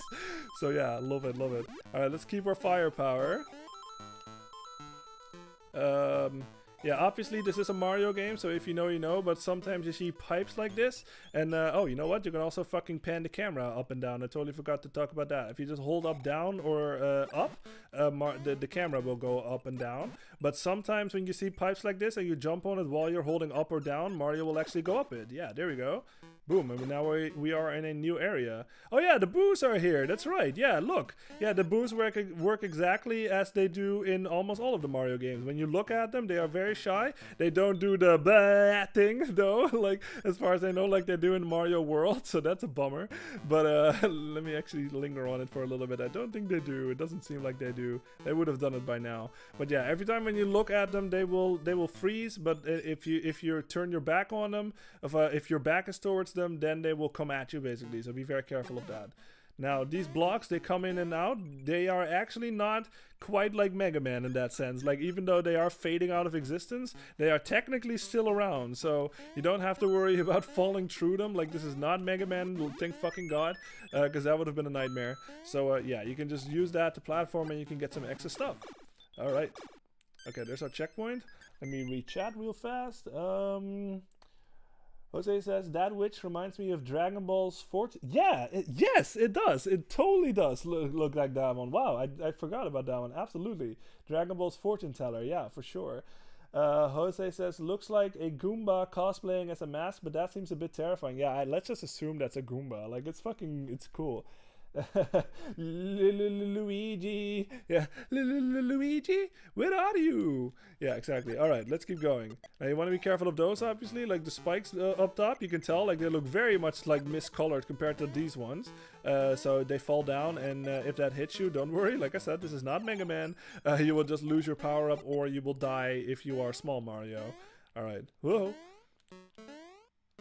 How much time do we have left? 12 minutes. Yeah, okay. We're probably not going to beat this world, but let's just see how many levels we can do in 12 minutes. Let's go up here, I guess. Now, yeah, okay, so I think this is a branching path, actually. Now, this is something that is a bit more obscure. Okay, no, this is not. This is just an extra life, okay. This is something that is a bit more obscure in this one, because like remember how in Super Mario World, like it would very clearly like communicate to the player that there's like a secret world basically, or like a secret exit, by having the light be either yellow or red basically, and like yellow means there's no secret exit. Nice, we got 3 1-ups. Yellow means there's no secret exit, and red means there is a secret exit. Now with this one, it really doesn't tell you, like as far as I know anyway. Like maybe there is some kind of indication, but I know that like at least something in this world has a secret exit, because I can tell, because there's like, yeah, you can see that dot over there, like on the top left. Can you see it? Yeah, like next to the moon. So that means that, I think anyway, if I remember correctly, like I said, I'm just purely going off the memory bank, so apologies if I'm like saying the wrong thing here, but I want to say that there is a secret exit in one of these levels, but I can't tell which one it is. Oh, there's another one on the bottom right there, I just noticed. I can't tell which one it is because they're all white, you know what I mean? Like all of the dots over here, it's not like Mario World where one is yellow and one is red, so you just basically have to like just comb like every level, I guess, and just hope for the best that you find something. So yeah, that is a bit of a bummer, unfortunately. Now these things are really funny too. I like these guys. It's like as if they're trying to like drink water or something, but the water is like too far on the bottom and they can't reach the water, and now they're sad. Like that's kind of what this thing looks like to me. So don't touch the tongue, because the tongue will actually hurt Mario. You can't stand on this though, but you can't kill these things as far as I know. Yeah, so just don't touch the tongue basically. Now these little umbrella things, same deal basically, like don't touch them because that will hurt you. You can't jump on them. You can also use your fireballs, I think. Yep, that will kill them too. Okay, cool. Alright, let's kill. Oops. Ah, dang. I slipped off the fucking gravestone. Alright. Ah, dang it! Is there a secret up there? Oh, there's a secret. Huh? Big jump. Oh, come on. Mario, you can do it. Mario? Oops. Yeah, this is a bit. It's better. It's a lot better than Mario Land. Let's just say it like that. Like, especially if you compare like control-wise, like Mario Land to Mario Land 2, like where Mario Land 1 there was really no momentum and no weight. He just went from 0 to 100 like in a split second. Where in this one there is a lot more momentum. This feels a lot more like, let's just say Mario 3, I think that's the best way to compare it. Like, this is obviously a bit difficult to describe, but this is something that you feel when you play. Like, there's some weight to Mario, and there's also a bit before he actually gets like to his full speed, basically. So it feels a lot more natural than Mario Land 1, that's for sure. So yeah. Jose says, where's the Poltergust 3000 when you need it? Yeah, I know. To suck up all the ghosts. This game looks like it could last a full stream. Yeah, this is a long game, like I said. Like, there's like 6 worlds basically, and there's a lot to talk about. So yeah, this could absolutely, we'll see next stream. Jose says, it's funny to see Mario squirm when he loses his power up. Yeah, he does like he fucking wiggles around basically. And then just fucking oh yeah, I love these guys. Look at these guys, are totally like Kiss fans or something, if you know that band. Look at this guy. He has its tongue out, he's like, Kiss. Oh man, it's awesome. All right, so just jump on their heads. The little fucking Cyclops over here, that's all you have to worry about. Don't touch them obviously, because yeah, if that bumps into Mario, that will kill him, or like he will lose his power up. Okay, water. Yeah, look at these guys. Like, these guys are straight up from Mario World 2. Look at how fucking clean this graphic is, you guys. Like, fucking hell. I know I repeat myself, but just like, look how, especially compared to Mario Land 1, and this is still on the same fucking system. Like 3 years later or something, but still, like, holy crap, they improved so much, like, graphically. Those things, like, look at them again. Like, these things are ripped straight out of fucking Super Mario World. But you would think that, like, a Game Boy cannot replicate, like, Super Nintendo graphics. Yet here they are. They're just like, hold my beer or something, you know? It's just like, yes, we can. Right? So, yeah, it's fucking amazing. All right. We keep going up. Oh yeah, this is a bit of a tricky part, because there's booze everywhere over here. There's an extra life that I can get. Might as well get it. Ah, dang. I tried to jump over that one, but I couldn't. Alright, let's keep running. We have 150. Ah, dang, I don't have a power-up right now. Yeah, unfortunately, you cannot, like, keep power-ups like you could in Mario World, where you could, like, there's, like, that box on the top, and you could, like, get, like, an extra power-up and, like, sort of hold on to that. That is unfortunately not a thing in this game. So, yeah, if you do get another power-up, you will not be able to store it for later. Let's just get the star, I guess. Alright, listen to this music a little. It's a bit different from the regular star music, and a lot different from Super Mario Land 1.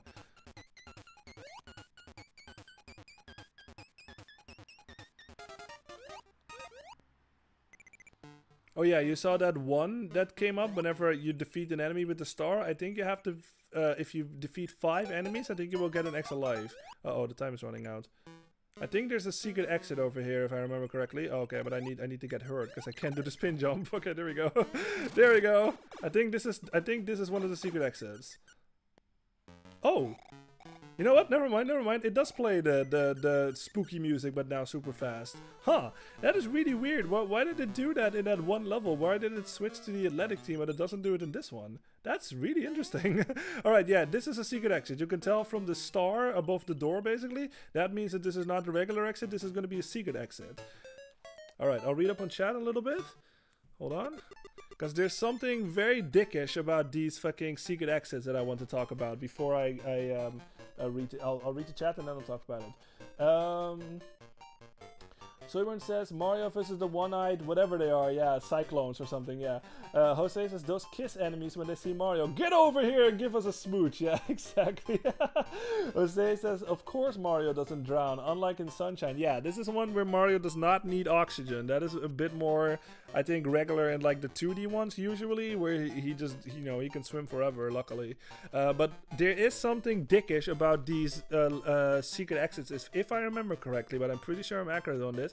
If I actually go back right now, like if I just go back towards that previous level that we did, you cannot just go on this trail. You actually have to go back in the level, get back to the secret exit, and then you get one chance, basically, if I remember correctly. Like I think if I die on this secret level, basically, Mario will just go back and you will have to go back in that level and go back to the secret exit, and then you'll have another attempt. It's not like Super Mario World, right, where if you discover a secret exit, you can always go there, right? You don't have to go in the level and then just like get to the secret exit again to get another shot. That is, as far as I remember, that is not the case in this one, which is a really weird choice in my opinion, because like Mario World was already out. Like why the hell would they make it this punishing or something? Even if I just press up right now, Mario I think will just go back and you will have to go back in the level, get the secret exit, and then you can actually do it. So it's just like, what the fuck? That is a really weird choice. But yeah, I feel like I'm accurate on that one, because that is just something that came back to me. Now this is a bit of a bonus level, as you can tell. Whoa. Yeah, it's kind of difficult to like get a good like jump off of these guys, because like I have to hold down the button and then Mario will slowly descend. But if I like let go, yeah, I guess that's the best way to do it. Just hold down the button and slowly descend on those things, and then you will get a big jump up basically. But yeah, this is all for coins, so yeah, I'm just gonna go to the right and hold on, let me get a good jump off of this guy. Yeah, see, if I fucking just mash like super fast, like Mario will basically stay in the air like indefinitely. Like it's broken as fuck, man. It really is. Let's just keep going to the right. I have no idea what the fuck is happening. Okay, there we go. Oh, there's a star here. Wait, where the hell is the exit? Yeah, so yeah, see that number going up? 4, 5. Yeah, see, so every time when you hit 5, you get an extra life. And yeah, now that it is 100 then. Okay, so every time when you, oh, there's the exit.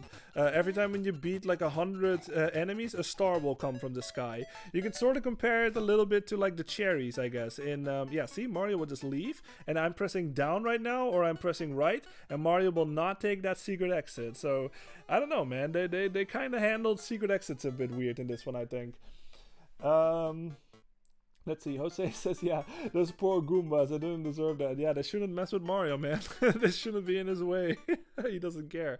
But yeah, so that's how that works. So every time when you have a star and you see the number going up, every time when you hit 5 enemies, from that point on, you will get extra 1-ups, basically. And every time when you defeat 100 enemies, a star will come from the sky, and you can get that, and you can basically destroy everything in your path. You can kind of compare that a little bit to like the cherries in Mario Bros. 2, if you have ever played that one, like the Doki Doki Panic one. Every time when you get 5 cherries, I think like the time would stop or something to that effect, or like a star would appear. It was something to that effect, so you can sort of compare it to that. Alright, but yeah, let's just keep going, because now obviously we have to do the regular exit, because I'm just going to rush through it this time a little. We have 2 minutes left, so there's no way that we're beating this world today. But yeah, next time we're gonna, yeah, we're gonna keep playing this. This is a lot of fun, because like I said, like this is all coming back to me like as I'm playing. So yeah, I'm not as familiar with these games like some of the other games I've played on stream. So this is like yeah, it's like obviously I played this as a kid too. So yeah, it's a bit of a nostalgia game for me too in that sense. So yeah, this is lovely, man. All right. All right. Jose says, I think during this game is when Bowser decided to take to take a vacation with Junior, since I don't think he'll show up. Yeah, Bowser is actually not in this game at all. Like he was not in Super Mario Land either, and Bowser is not fucking present in this game. Like Wario is the main villain in this one, and Bowser does not even fucking show his face. Same goes for Princess Peach and Mario, Luigi and shit. Like this is all Mario versus Wario. So pretty interesting in that sense. Is this a game that y'all played? Like, is this, or is this like the first time that y'all are seeing it? I think at least Soyborn, I think you said that you have played this, right? Have you ever played this one, Jose? Or is this like your first time seeing this? Alright, let's just get to the goal. There we go. Got it! Okay, I'd say let's do one more level. We're going a little over time, I guess. And then I'll call the stream. Oh yeah, this is another new song. Now maybe you recognize this song, because this song is it started in Super Mario Land 1. This was like the bonus music of the bonus rooms. No, it's like those secret where there's like a lot of coins. Basically, you would hear this track a little bit, but now they actually expanded on it. So yeah, listen to it for a little bit. Oh yeah, love these enemies too. Look at the eyebrows.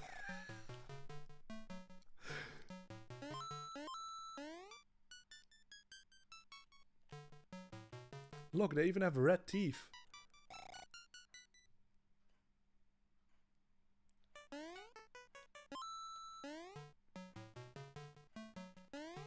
Da, da, da, da, da. It's so silly. It's such a silly song, but it does work. I do remember when I played my medley on this one, like it was so fucking silly to play. It's just like da da da da da da da da da da da da da da. It's just like, okay, this is fun. It's so fucking silly.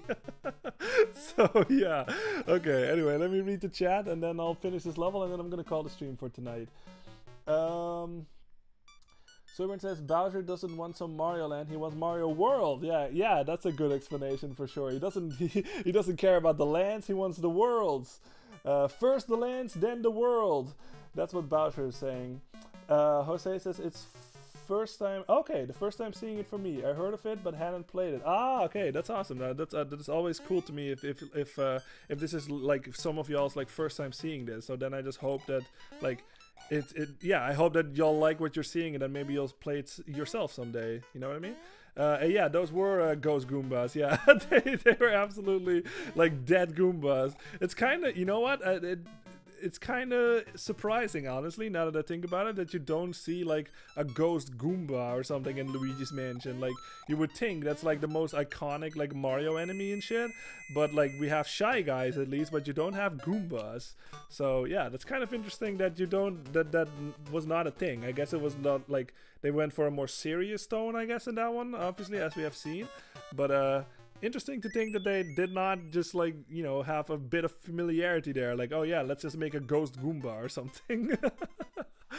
All right, you guys, but that was that's gonna be the stream. I'm gonna make a little save state, because like I said, I do think this game saves like every time when you beat a level, but I just always like to have like a little backup and stuff. But yeah, this is gonna be, that was 3 hours. Jose says, I might try it once I get a Switch, which it'll be pretty soon. Awesome! Oh, that's good. That's fucking cool. Yeah, the Switch has a lot of good games, so you'll have, yeah, you'll get the most out of your new Switch for sure. But yeah, you guys, that was 3 hours. Thank you very much, of course, for being here. We played through Mega Man 3 today. Fucking love that game, like I said, so I'm very happy with how that was. That was a great experience for me. Lots of funny moments too. So over these whole like classic Mega Man games, we played through Mega Man 1, Mega Man 2, and Mega Man 3 so far. And like I said, I will go back to 4, 5, and 6, 7, maybe 8. I'm not quite sure. I'll think about that one. And 9 and 10 as well, and 11 also, by the way. Like, I will also play 11. But yeah, that's what we did. We played through Mega Man 3, and I gave y'all a little sample of this. And yeah, we're just gonna keep playing this for a little bit, because yeah, you can tell there's 6 worlds in this game. Obviously, it's a Game Boy game, so it's not the biggest fucking game in the world, but it's still a pretty chunky one, you know what I mean? So next stream, we'll see how far we can get, and then I'll think of what the next game is gonna be. So yeah, everybody, thank you very much for being here, of course. Soyborn, Jose, and everybody else. Pato was here too. I saw Pato. Everybody else that was lurking, whether that was live or after the fact, like always, I appreciate all of you. And yeah, we're gonna keep playing this on the next stream. That stream is gonna be on the next Tuesday, 10 p.m. Central European time. And yeah, we're going to keep playing this. Like, I'm having a great time playing this, you guys. Like I said, like, I have not played this game in a lot, many years ago, probably, that I played this for the last time. So this is just all coming back to me, and I'm having a great time with these, like, graphics and, like, the music and the control and the level design, the controls, like, everything. Like, I'm having a great time. This is all coming back to me. So yeah, we're going to keep playing this on the next Tuesday. Jose says it was a great stream as always. Lloyd, thank you very much, Jose. I really appreciate it. Jose says again, apologies for earlier. I shall atone by chucking myself. It's all good. Like I said, I just wanted it set, but like it's that is something, you know, that's something that you just have to do sometimes. You know what I mean? Like, I don't mean it as like a negative thing. It's just something that sometimes bothers me, and now you know about it, and now you can work with that like however you want to, or do with that however you want to. You know what I mean? So it's just something that I wanted to have said, but it's all good. Don't worry about it. It's all super good. Thank you very much for being here. Like I said, like, I always appreciate you guys like being here. Of course, like, it makes me really happy to just hang out and all that stuff. And yeah, it's a good time, you know what I mean? So yeah, everybody, thank you very much for being here, and have a good rest of your day.